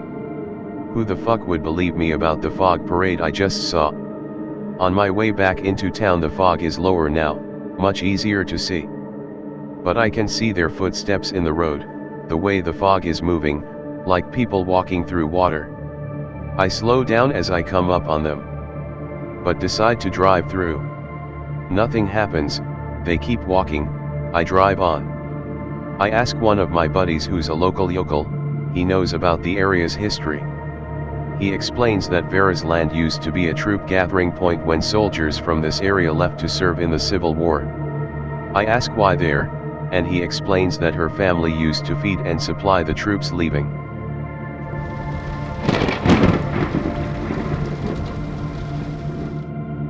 So this one just happened recently.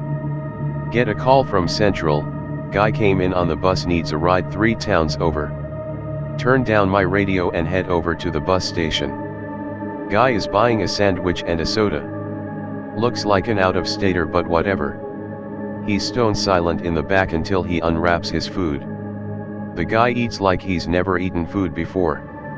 Chugs the soda and tosses the trash out the window. Hey man, littering is illegal here. I've got a trash bag. Just ask. Okay, my bad. He apologizes and almost immediately falls asleep in the back. Oh boy. JPEG. Here we go. JPEG.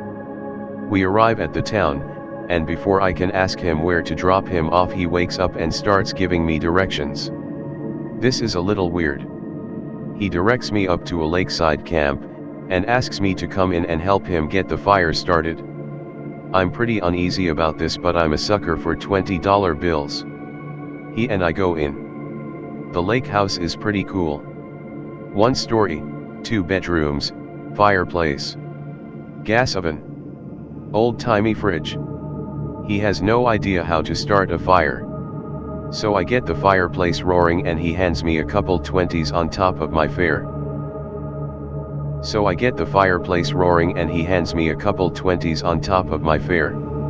Before I get out of the town, Central calls me and tells me to go back.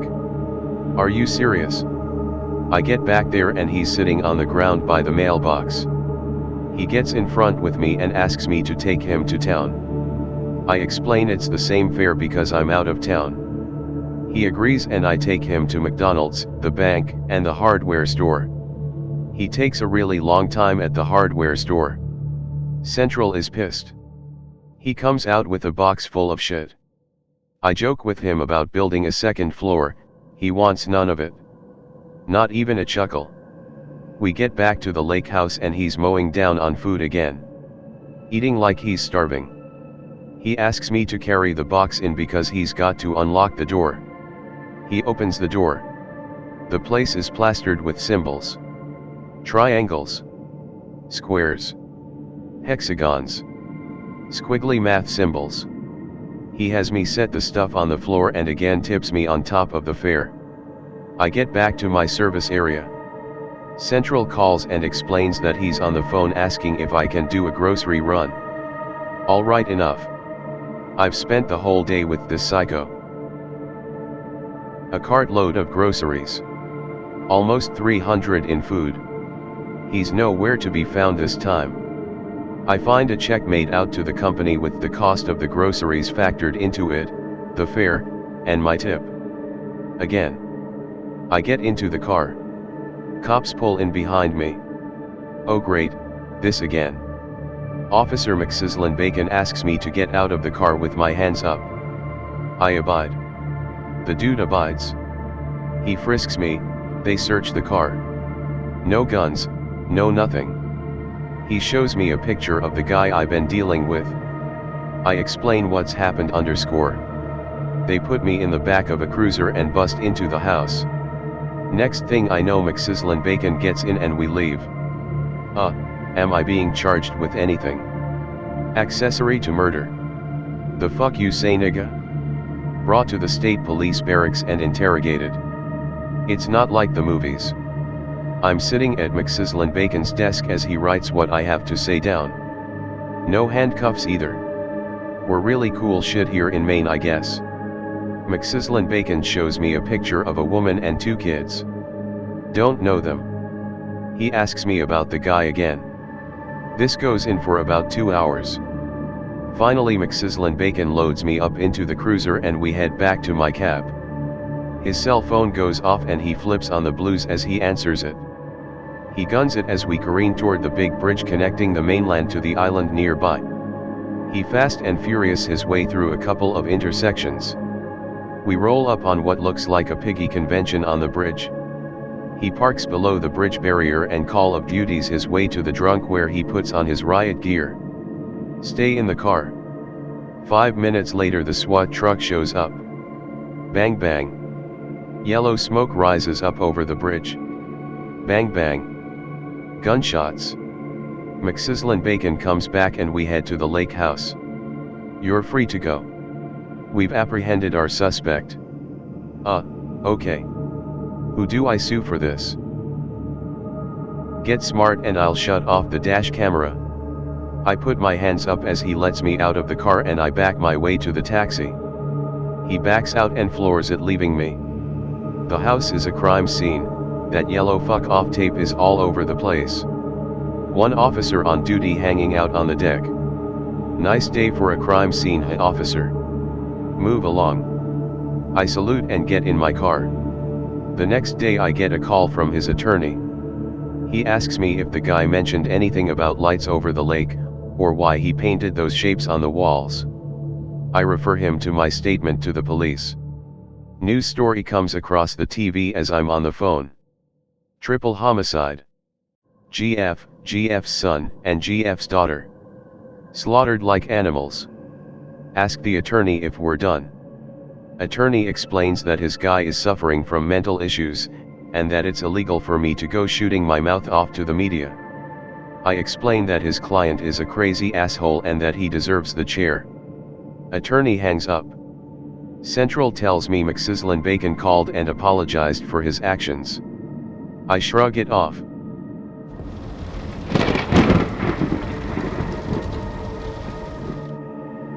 Get home late one night after working the bars. Check email and Central has me scheduled for a weekend booking in the West End part of the state. Okay, fine. Didn't want to clean up puke this weekend anyway. Clean up Escalade for airport pickup. 3 dudes from out west coming in. They have English names, even though they were clearly Native Americans, so let's call them Jeff, Carl, and Ryan. Arrive at airport, stand at escalator with my sign with Jeff's name on it because he's the one who set up the booking. 3 clearly native dudes come down the escalator. I'm expecting dances with wolves, eagle shadow, and split arrow for names. Nope. Jeff, Carl, and Ryan. That's fine then. JPEG. Load their luggage, that is just some canvas sacks and a big wooden trunk. Trunk is heavy as fuck. On the way up they tell native jokes, and make fun of the way we drive in Maine. Herder cars instead of horses. Now if you don't know, there's only one road that goes to the far western portion of the state of Maine. The northwestern corner of the state is literally devoid of human development, straight up Bear Grylls territory. Jeff tells me to head toward Jackman and he'll tell me where to turn off before we get there. Drive for a long time. Almost to Canadian border and he tells me to turn off at Muddy Dirt Road. Engage 4x4 mode. Escalade goes full beast mode as we head down what feels like a logging road. Sure enough, I have to pull over for a logging truck to pass. Truck driver is all, what the fuck is an Escalade doing here? Carl explains the loggers are coming into their tribe's territory and have repeatedly ignored their warnings about staying off their land. Ryan laughs. We continue up the logging road until we pass the loggers' camp. Just a bunch of trailer trash mobile homes parked in a row with a big ass generator feeding the trailers. Beer cans everywhere. Jeff sighs seeing the mess and directs me to speed up. I do, but only so much. The mud makes driving a bit difficult because of the huge logging truck ruts in the road. Escalade slides a bit around the turns and the guys think it's cool that we're drifting in a luxury SUV. Me. Not so much. We come up to a clearing that leads to a large cattle ranch style fence. Fence is maybe 10 or 12 feet high. Reminds me of an old western movie fort wall thing. Jeff tells me to stop before we get to the fence. Ryan and Carl get out and Jeff and I stay in the SUV. Ryan walks up to the wall, looks like he's talking to it. Carl stands in front of the SUV with his arms crossed and legs spread like he's a karate master trying to show off. I pick up my phone to message Central but there's no signal.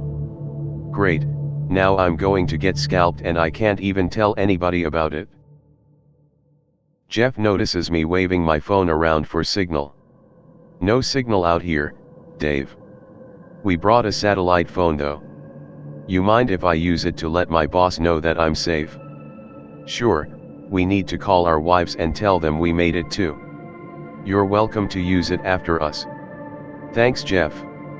No problem. Just be quiet for a while though, okay Dave? I'll let you know when it's okay to talk. Your tribe doesn't like the white devil. Something like that. Jesus, could you be more ominous?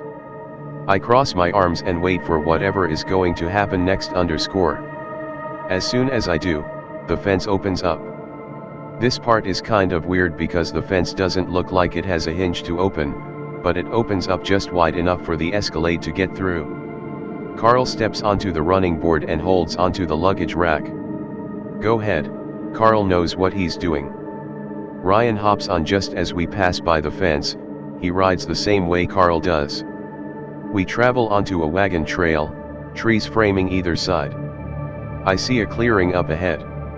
We drive into an old-time log cabin looking community. Solar panels and a water wheel seem to feed the town. A stream runs by the village. Dogs and kids are running around. A bunch of people wearing flannel shirts and jeans stop and watch us drive in. Everyone is super duper native. Jeff tells me to pull up to the cabin nearest to the entrance to their village. Carl and Ryan jump off as we come to a stop. Jeff tells me to stay in the SUV until he comes and gets me. I shrug and put the S.T.A.L.K.E.R in park. Jeff, Carl, and Ryan go into the cabin. An hour goes by and they don't come out. I recline the driver's seat and put my hands behind my head. I wake up to Jeff tapping on my window.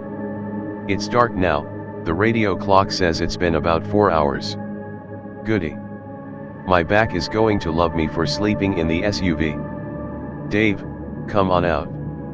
I get out of the S.T.A.L.K.E.R and Jeff takes me into the cabin.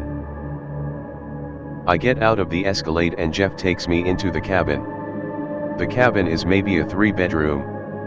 There's a young guy with short hair sitting at the dinner table. He remains stone silent as I enter.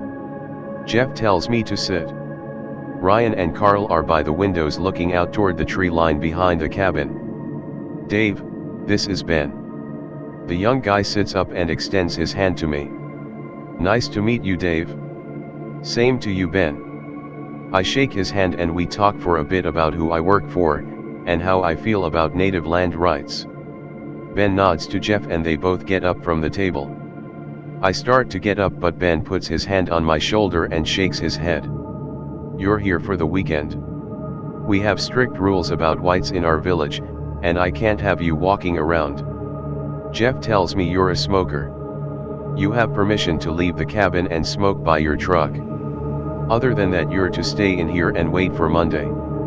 I look over to Jeff, who shrugs. Fair enough. It's your village, and I'm just the driver. Ben nods to me as he, Jeff, Ryan, and Carl head toward the door. You're a good man, David. I trust you to obey my wishes. I give him a thumbs up and get up from the table.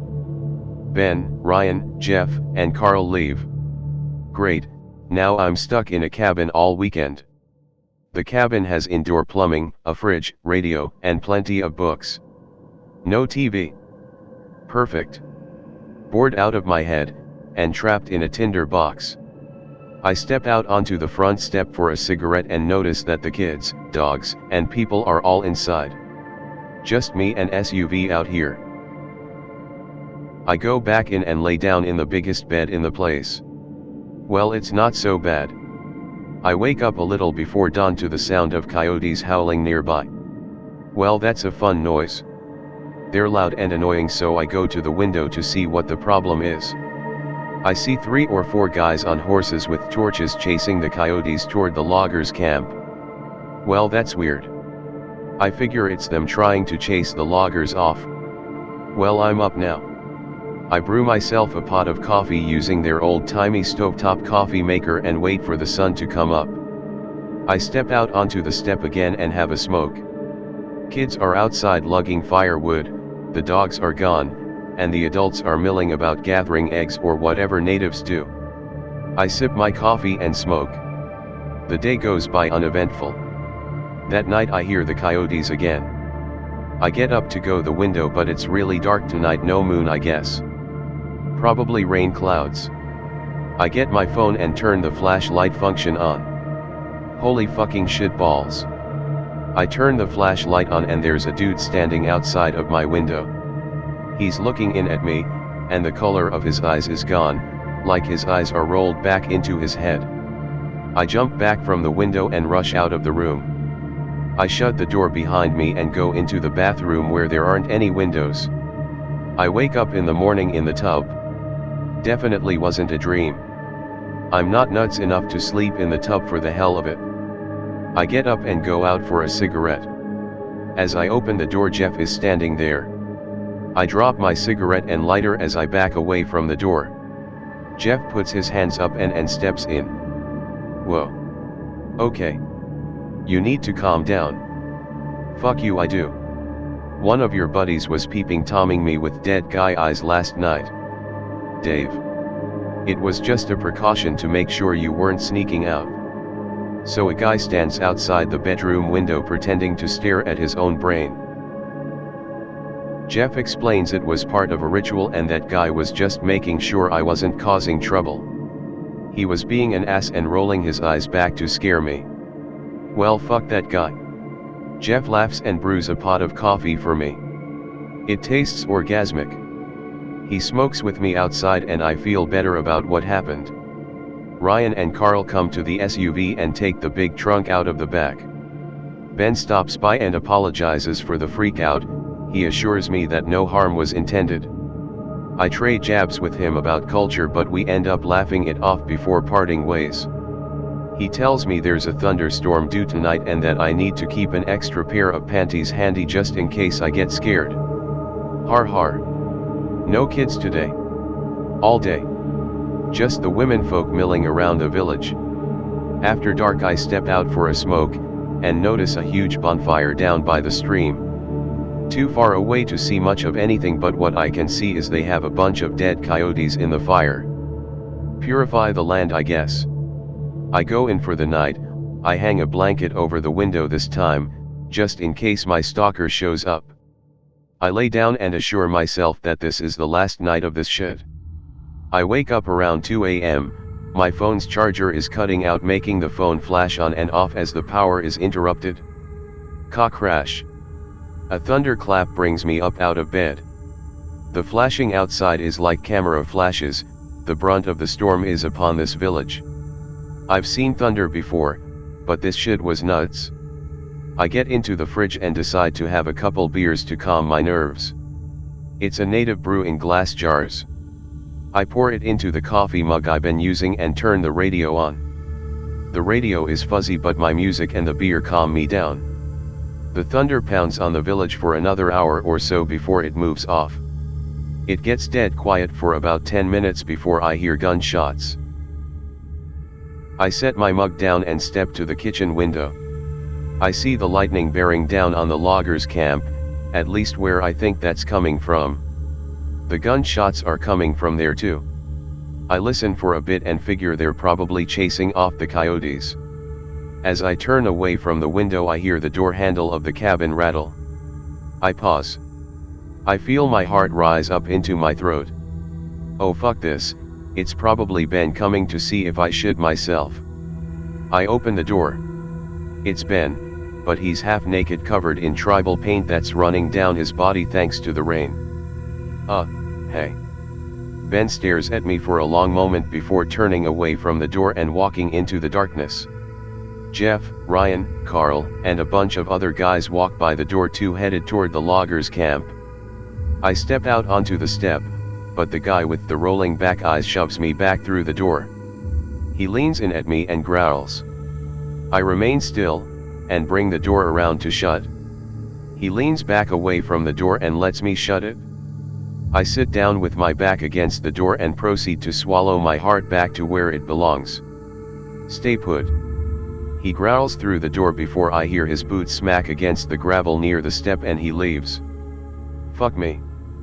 Fuck me. I fall asleep there and wake up to a knocking at my door a little after sunrise. Hey Dave, you up? It's Jeff. I crawl to my feet and open the door. You look like shit. Thanks, can we leave? I ask. Jeff tells me that he's ready, and so are Carl and Ryan. I take a shower and brew coffee while they load up the SUV and say their goodbyes.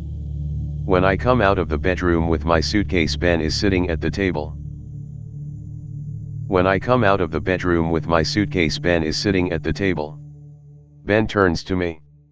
"Thanks for bringing them here." He gets up and leaves. $200 is sitting under my coffee cup. Not worth it? So not worth it? 200 tip, but it's so not worth it? Jeff, Card, and Ryan are in the SUV and I load my stuff up. As we pass through the gates, I see smoke pouring up from the trees where the loggers' camp was. I swallow hard. The guys joke about the women at the camp being ugly and fat. I stay quiet as we come into the loggers' camp. The trucks are gone. The generator is smoking and half melted. I slow down by one trailer that has sunk into the mud, almost tipping over. There's a black streak running from the door to the front corner of the trailer. Jeff tells me to speed up. I pause and he nods to me, confirming my wide-eyed expression. We drive a little further and a tow truck is pulling one of the logging trucks out of the ditch. It went off the road and landed on the cab. Bloody glass is everywhere, the cab of the truck is smashed in. The driver was probably crushed to death. We go around the truck. Once at the airport, Jeff, Carl, and Ryan get out and I help them with their trunk. It smells like fire now. Ashes and fire. Jeff shakes my hand and leaves. Carl and Ryan do the same. I tell the whole story to Central and they think I had too much of the peace pipe.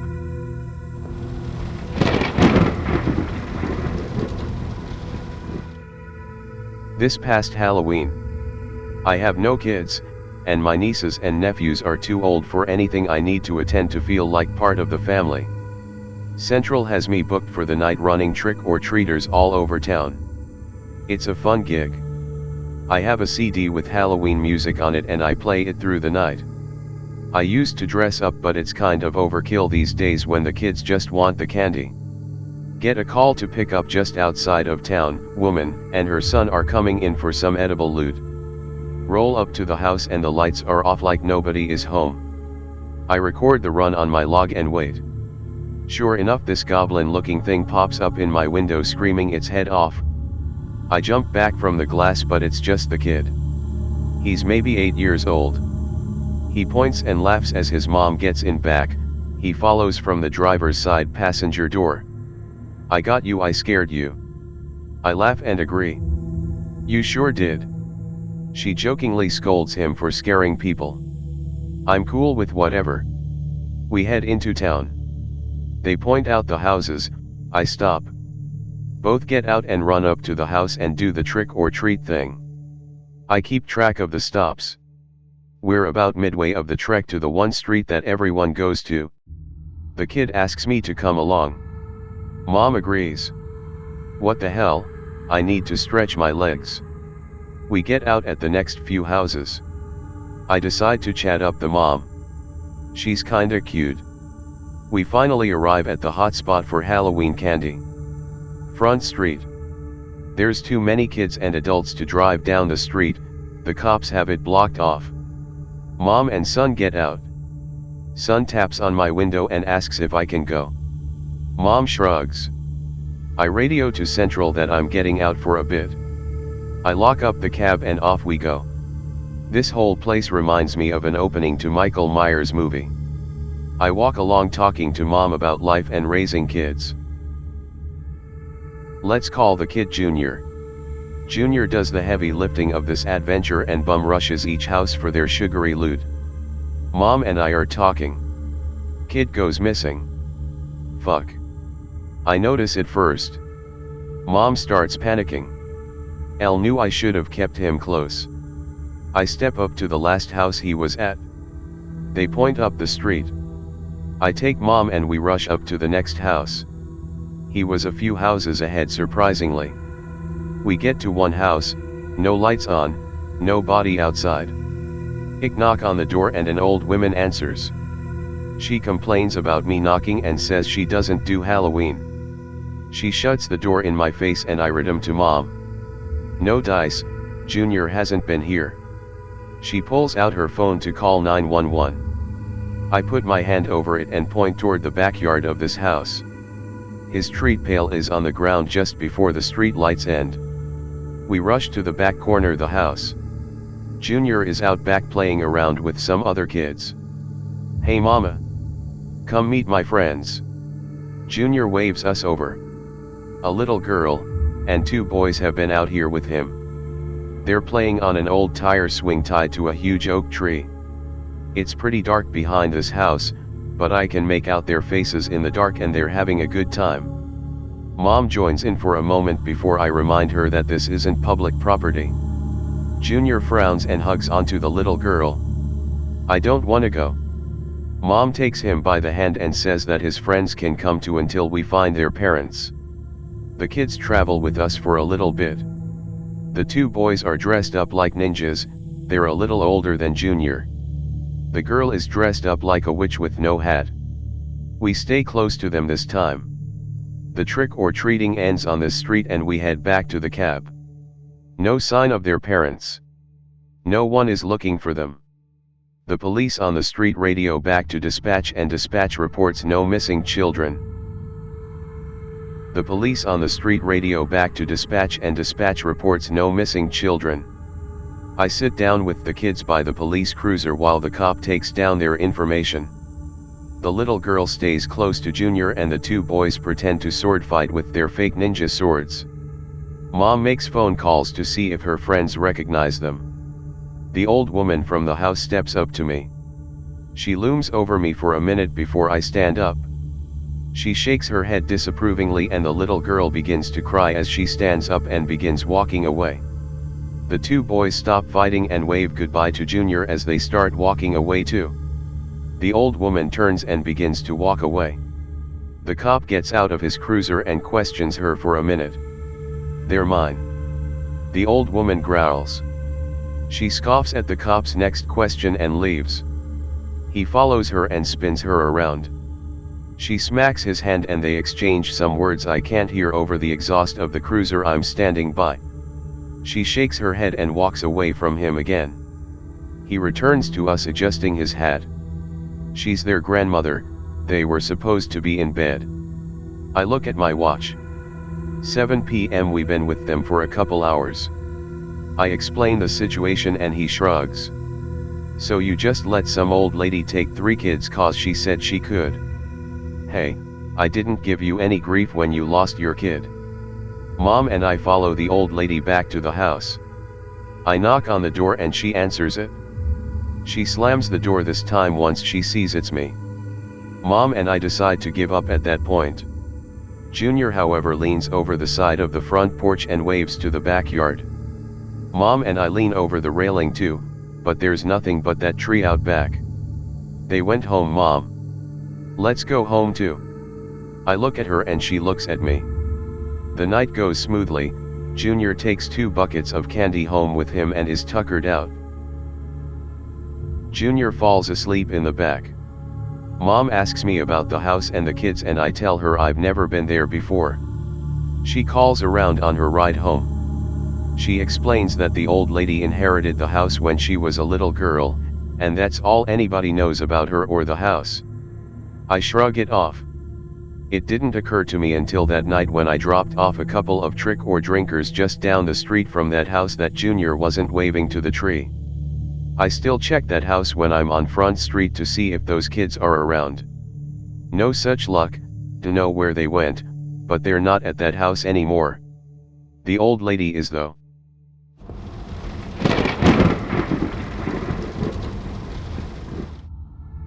"2004. Halloween time. Leave peepers watching the trees and shit. Roll up in the old Escalade before the piss and shit monster of Murder Mountain ruined it. Pick up a guy King's Gates. Here we go. Stalker got kicked out. Nope. Let's call him Samuel.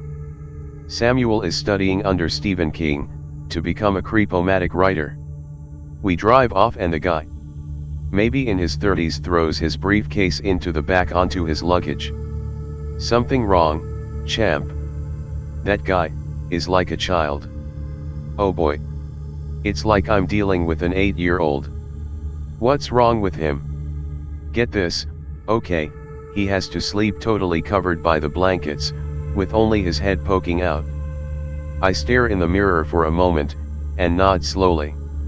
Hell, if I had all the nightmare fuel living my brain, I'd probably shrink wrap myself before bed. He has to have night lights in every room, and every hallway. So he's a weirdo. Oh no, it gets worse. Great. Bitch fest all the way to the airport. Did you see the house next to his mossy abandoned looking heap? Yes. He bought that off of the people that owned it after their daughter was raped and murdered. I blink a few times, disbelief lingering in my heart. So, that's odd. He goes on and on about how that little girl came over and gardened with his wife, and pestered him about this writing. He and his wife would send her home after a while, but she always came back. So she gets kidnapped, raped and murdered. Parents leave town. King buys the place. Get this. He uses it as a haunted house. That's a little sick. I know, right? King uses it as a haunted house for Halloween for a few years. Says it's cause the girl loved Halloween. Weird shit starts happening, right? People get pushed, hear laughing, footsteps. It's a haunted house, it's supposed to do that, right? In July. I nod. Fair enough. So he shuts it down because he's afraid someone will get hurt. He has his office moved so he can look at the house while he works. On rainy days he locks himself in that room, and sits in the window watching the house. It's like he expects her to make faces at him in the window or something. Well, that's a whole new level of fucked up, I reply. That's not even the worst of it. When he gets stressed out, he goes over there and talks to her. Nope. We get to the airport, the guy pays me, and wish him well. Tourists want to see King's house, I tell Central to send another driver. My brain only sees that little girl standing in the window shaking her head.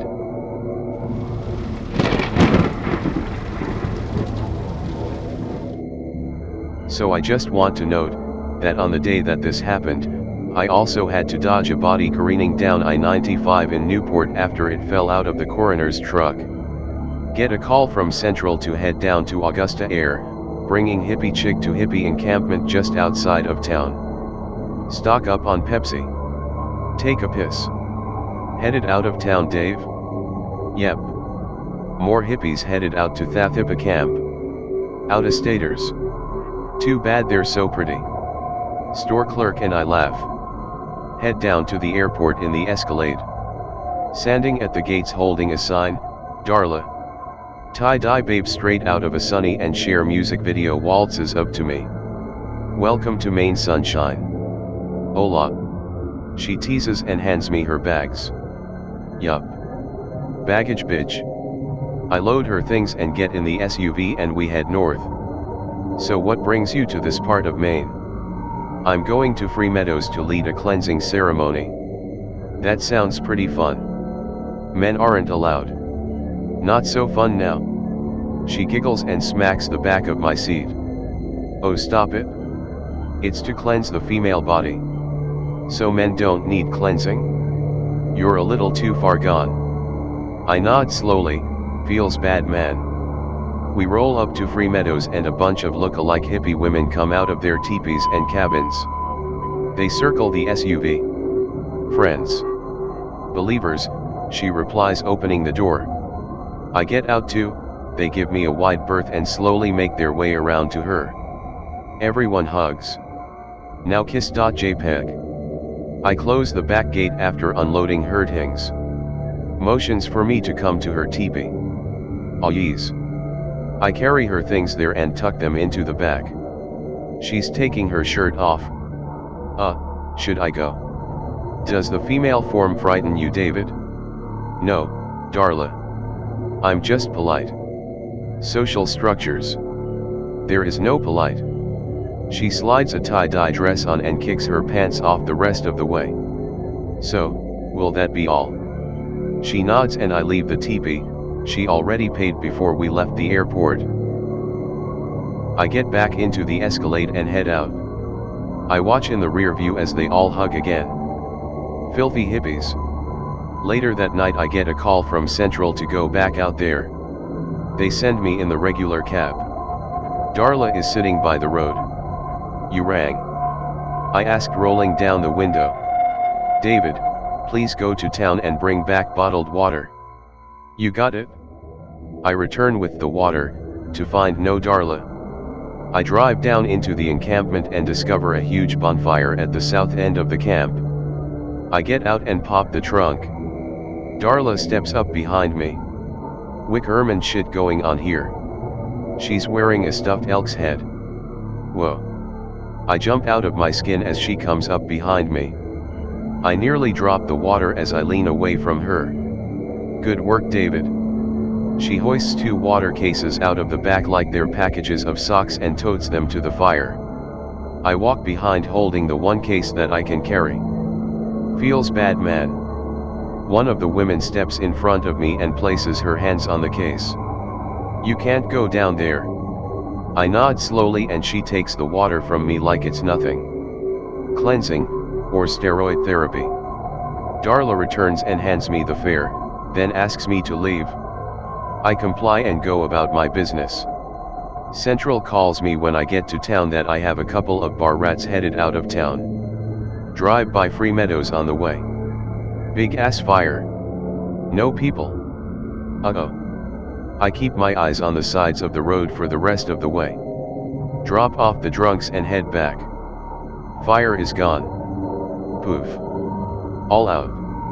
It's super dark down there, and I half wonder what's going on. I slow down by the road to enter, but I don't go down. I come to a stop, looking down the roll. Moonlit figure standing in the middle of the road, eyes like fire. I swallow hard as I can feel those flaming red eyes look into mine. I sit there for a moment contemplating what to do next. I radio to Central that I'm getting out to check on Darla. I put the car in park, and engage the hazards. I get out of the car, and walk around to the trunk. The figure in the road is gone. Oh God. I tap my hand against the hood, unsure of what to do now.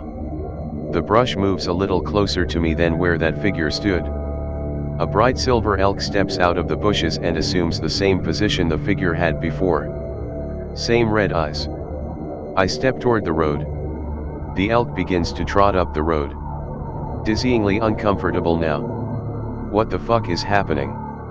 It's like 60 yards away. Thing is huge. Looks like a meat bus standing in the road. It stops at 50 yards, and stamps its foot. I put my hands up. Okay. I'll go. I step back away from the car and then get back an underscore. The elk comes up onto the road and stands behind the car, eyes peering through the back window into the rearview mirror. Sweet baby Jesus, deliver us from evil. I put the car in gear and pull away. The elk follows for about a half a mile. When I look back up, it's trotting down the embankment from the road headed back to the camp. In the morning I get a call from Central to head out to Free Meadows. I pick up the Escalade as the boss tells me it's Darla. I enter the encampment, a little weirded out from last night. Darla steps out from her teepee in her shirt and pants again. Other women follow her lead and step out as well. They circle the SUV again as Darla gets in. I load her things as every move I make is being watched. I get in after closing the gate. They clear a path for me to leave. You shouldn't have come back last night. Glance into the mirror, shrugging. The fire was out too early, so I forgot. Don't give me excuses, David. Okay. Fine. We stay silent for a while, and I drop her off at the airport. An airport attendant takes her bags. Darla faces me, and hands me a wad of cash.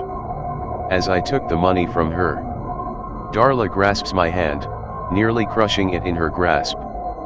Don't you ever, and I mean ever, interfere with what you don't understand again. She growls through her teeth, her eyes shifting that red color that the elk had for just a second. All right, I'm sorry. She releases my hand and turns away, all in one motion. I get in the SUV. Radio to Central that I'm clear and headed home. Get home to find that she gave me almost $200 and a note with a heart on it. Throw away the note, and pocket the cash.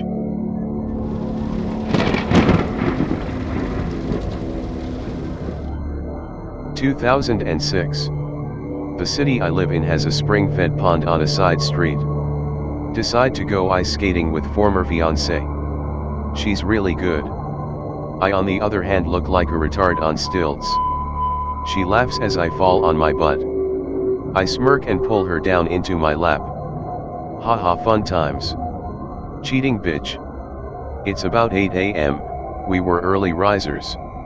It's maybe minus 10 degrees Fahrenheit out, deep February. Normal temps. I get up after she does. Actually, she helps me to my feet.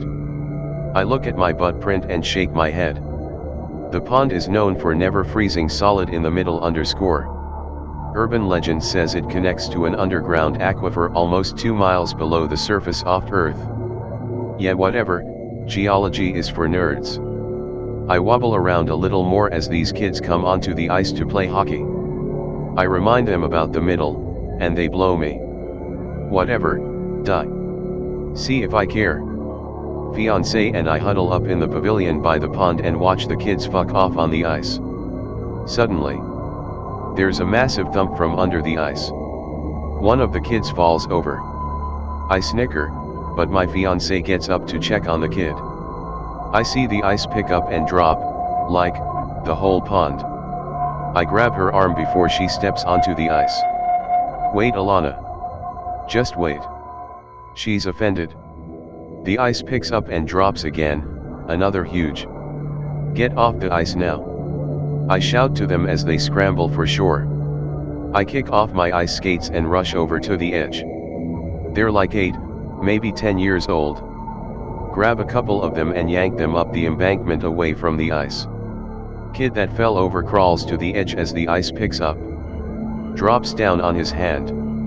Crunch. Fuck fuck fuck. I grab his hand, fingers are broke, I know it. The ice lifts and yank him and his bum hand off of the ice. Fiancé is gawking disbelief of what she's seeing. I stand up and realize my toes are freezing. Shit.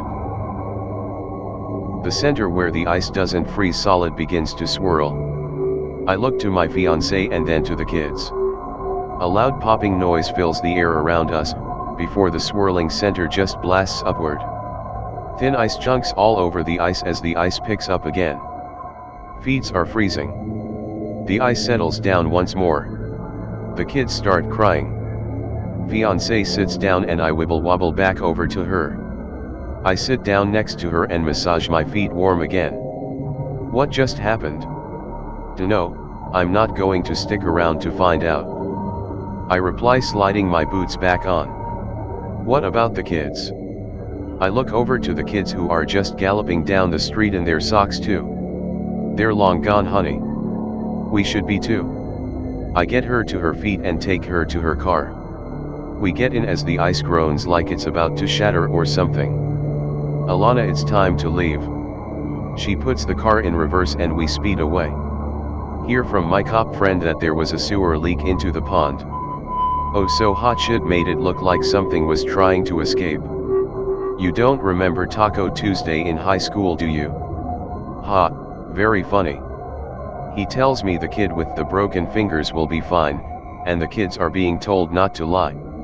I feel bad, but what the hell could I say? Pond monster tried to chow down on some teeny bopper breakfast? I haven't been back to that pond. The pond has no living animal in it.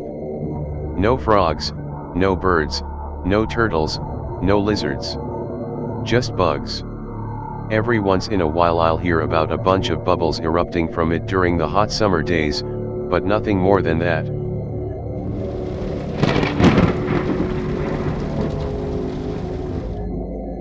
Central calls me, tells me I'm picking up a little boy with special needs and taking him to school 5 days a week until whenever.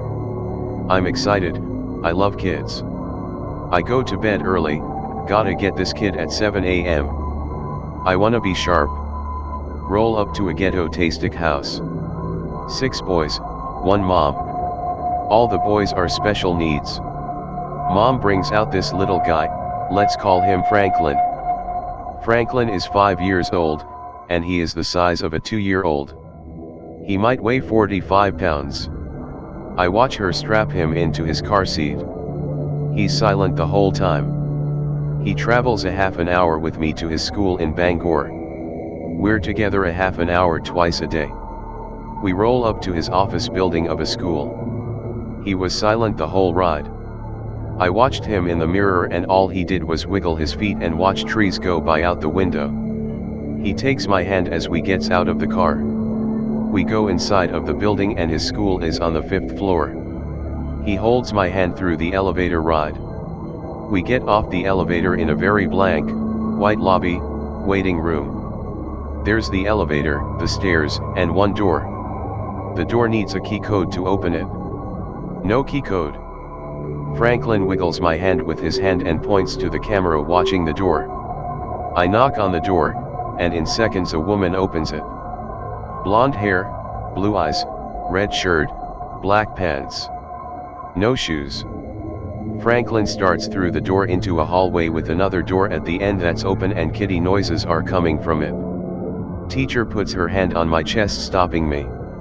I nod and kneel down to Franklin. Hey Franklin, I gotta go, your teacher can hold your hand though. He looks at his teacher, then lets go of my hand and walks down the hallway.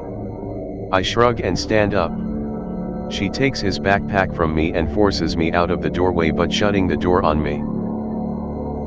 I glance up at the camera, then leave. Around 3 p.m. I arrive at the door. 2 other guys, dads I presume, are in the room as well. Both are silent, standing near the door. The door unlocks and 1 little girl steps out. She smiles to one of the men and he picks her up. They leave. The door opens, and a little boy steps out. He seems sad. The other man steps over and rubs his shoulders before they walk to the elevator and leave. I step up to the door, and the door opens. Franklin's teacher stands in the doorway and hands me his backpack. But where's Franklin? I ask. He steps around from behind her and holds out his hand for me to take it. I take his hand and smile to his teacher. She shuts the door. He starts toward the elevator and I follow. He's silent on the ride home. When we get home, his mom comes to my car to get him. I tell her about him being quiet. Oh, Franklin's just shy. Give him a few days. As she's getting him out of the car, he wraps his arms around her neck. Is Daddy home? He asks. She smiles to him and strokes his head. Not tonight, she replies. Okay. He says, laying his head on her shoulder and waving to me. I wave back and they go inside. After a few days Franklin starts talking. What are those? He asks, pointing to the clouds. I look up and point to the clouds. Those are clouds. Sometimes it rains when they come around. Other times it snows. Sometimes nothing happens, they just float on by. He nods. I like clouds.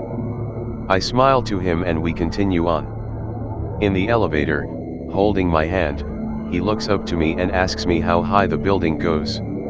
Oh, probably into the clouds. It's a pretty tall building. I tell him, pointing up. You're really tall, can you reach the clouds?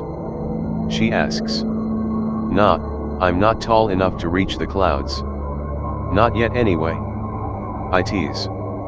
Someday I'll be big like you, and I'll touch the clouds whenever I want, he said, smiling. I have no doubt, pal. I tell him, messing his hair up a bit. The same routine, I'm not allowed in. Teacher in red and black, no shoes, answers the door. As he gets out of the car at home, at the end of the day he asks his mom again if his dad is home. She shakes her head and he reluctantly accepts it. The next day she has him loaded up and I ask her where Franklin's dad is. He's around. she said in a dismissive tone before heading back inside. The same routine, not allowed in, barefoot, red shirt, black pants. I stop her this time. He asks about his dad every night. I tell her. She crosses her arms under her chest and watches Franklin walk down the hall. All the children here ask about their parents. She replied flatly before asking me to step out of the doorway. I stay there for a minute, watching him as the door closes. I hear one of the secure cameras crane around to me. "You may leave now." A woman's voice, different from Franklin's teacher, says. I shrug and head toward the elevator, and the camera returns to wherever it was pointing before. On the ride down I take a look at the cubicle hell leading to the elevator. Everyone is running numbers, most of their phones are from the 90s. None of them look up at me. I find a lady at the end getting up to go to the bathroom. "Hey, any idea where a good cup of coffee is around here?" I ask. She stops dead in her tracks and looks at me. "I have a boyfriend." She sneers and continues on her way. I snicker and rub my cheek for a moment. "Is it listed on Google?" I don't want to get lost finding that place. I shout after her as she steps down a darkened hallway toward illuminated bathroom doors. I shrug and leave. This goes on for a few weeks, and I finally stop his teacher from pushing me out of the doorway. Wait. Why are there only guys here picking up and dropping off kids?" I ask. She pretends to be blindsided and then insists that I step outside of the hallway.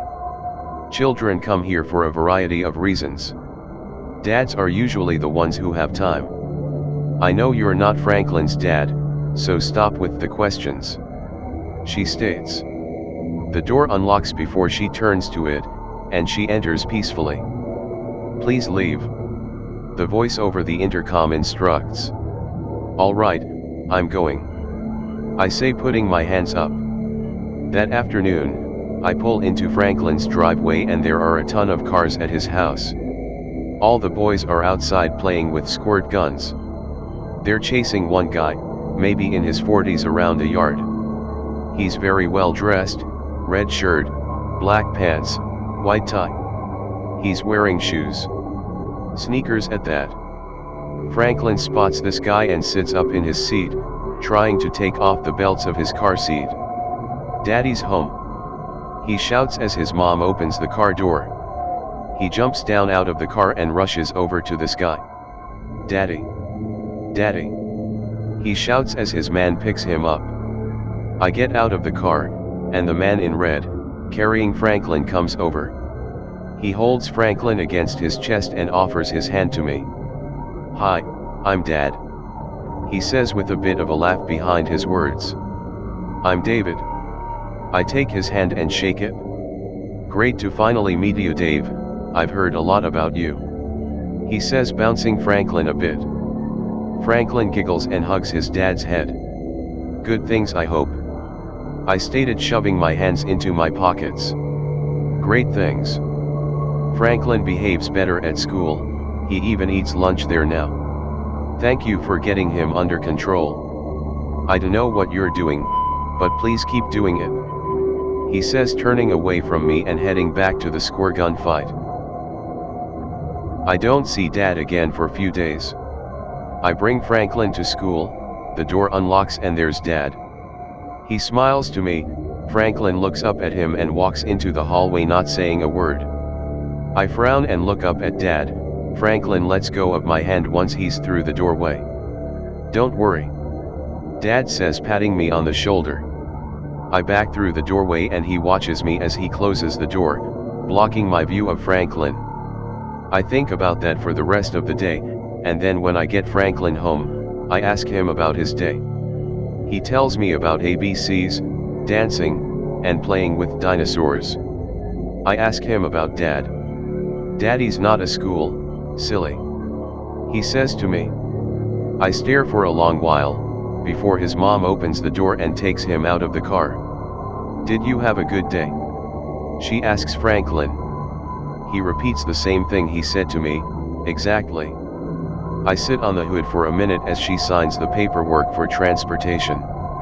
So, Franklin's dad, he works at school too? I ask. Nope, he's around though. She says and walks inside with Franklin. I shake my head in disbelief before getting in the car and going home. That night I get a call from Central, telling me that I need to wait after I drop Franklin off for school. The next day comes, and I wait. I wait. I wait. I wait. Waiting. Finally, after a half an hour, an elderly woman, we'll call her Marge, steps through from the stairs, and hands me a clipboard with a piece of paper that says, I, David Blankerson, hereby declare that I will not mention the things I have seen, or experienced while transporting Franklin Blankerberg. Marge clears her throat and taps the board, telling me I need to hurry. I sign, and shove it back into her chest. Hell of a school lady. I state heading to the elevator. It opens before I push the button or before I get to it. I turn back, and Marge has headed through the door already, it's shutting behind her.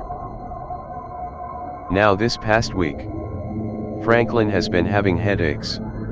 He leaves school rubbing his forehead. He tells me it's because of a new song. I ask him to tell me about it. He says he can't cause it makes his head hurt. Franklin goes to school with 2 pairs of pants, and only wears long sleeves now. He goes to school a bit dirty. Comes home, literally smelling like roses. He still seems normal. We talk about dragons, and firemen who fight dragons. Haven't seen Dad or Marge. Teacher ignores me when I talk to her.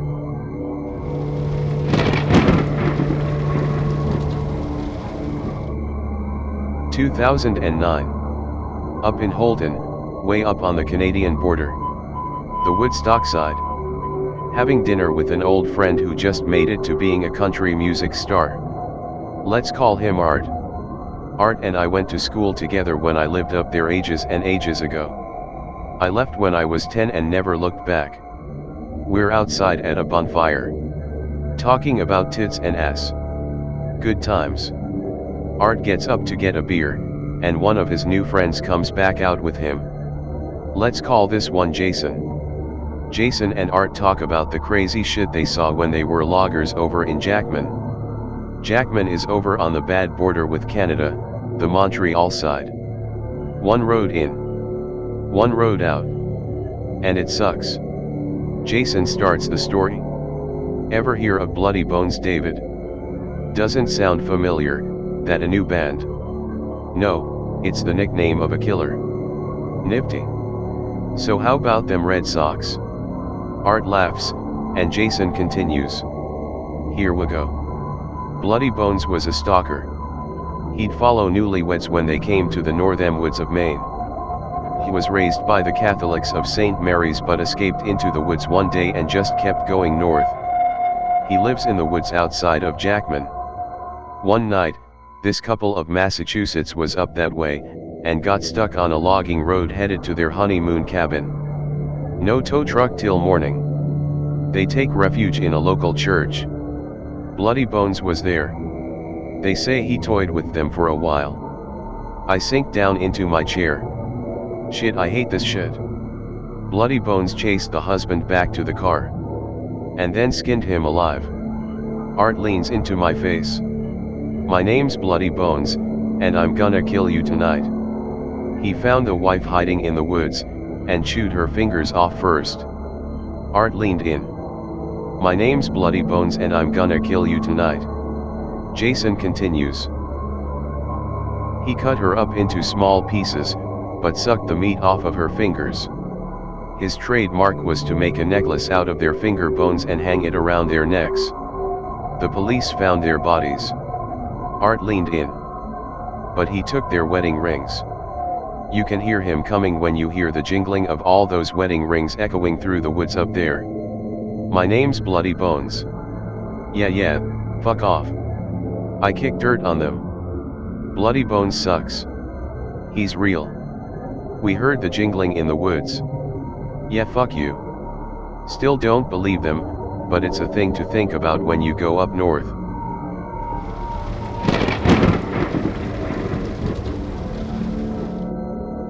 Where are you? Like state, I don't wanna know where you shit and sleep ick. Theory. Spy plane that went kablooey when it hit the upper atmosphere. They tell us Loring Air Force Base is decommissioned and is just used to repaint and service Humvees. That's bullshit. You know it, I know it. Spy plane takes off, supersonic, hits atmosphere, snaps in half. Boom. What I'm told. Best part of taxiing is government loves to truck people through. Backshades guy and his blondie assistant get picked up in Portland. Transport them to the Air Force Base in Bangor.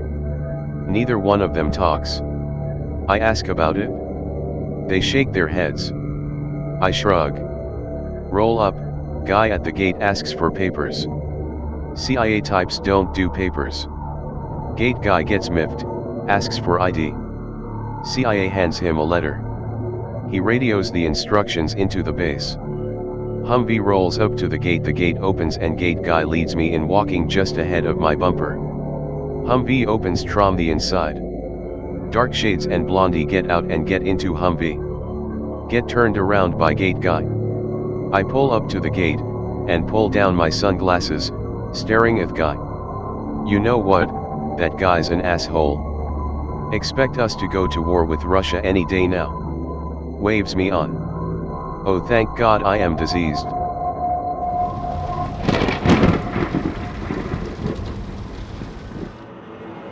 (2009) Spring. Condominium opens up in the city. Full of old people. Hell yes. Peace and quiet.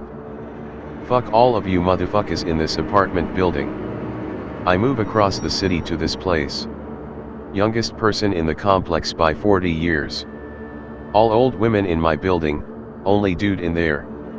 Elderly ladies are 70 plus.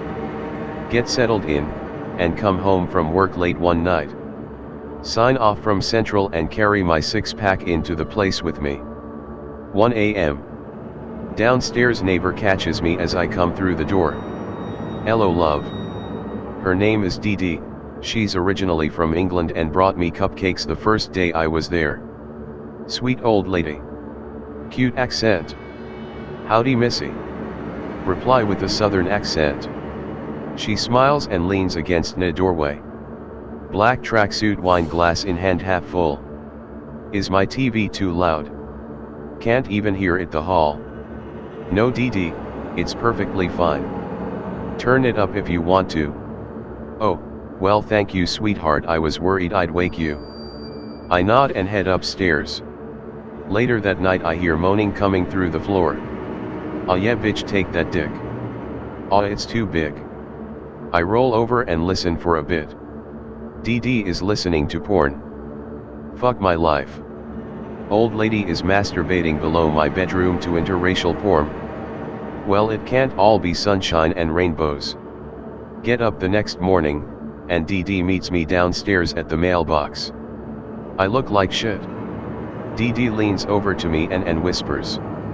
Did you sleep well, Davy? No, not really, just adjusting to the new place I guess. Lies. All lies. I can sleep in the middle off-road if I have to. Might be more comfortable. Ah, I'm sorry Davy, do you need more cupcakes maybe? No, I already look like a cannonball with legs and arms. That's very kind though. Well, can I ask a weird question? Sure Dee Dee, what's up? Holy shit, this is it, I'm gonna have to move.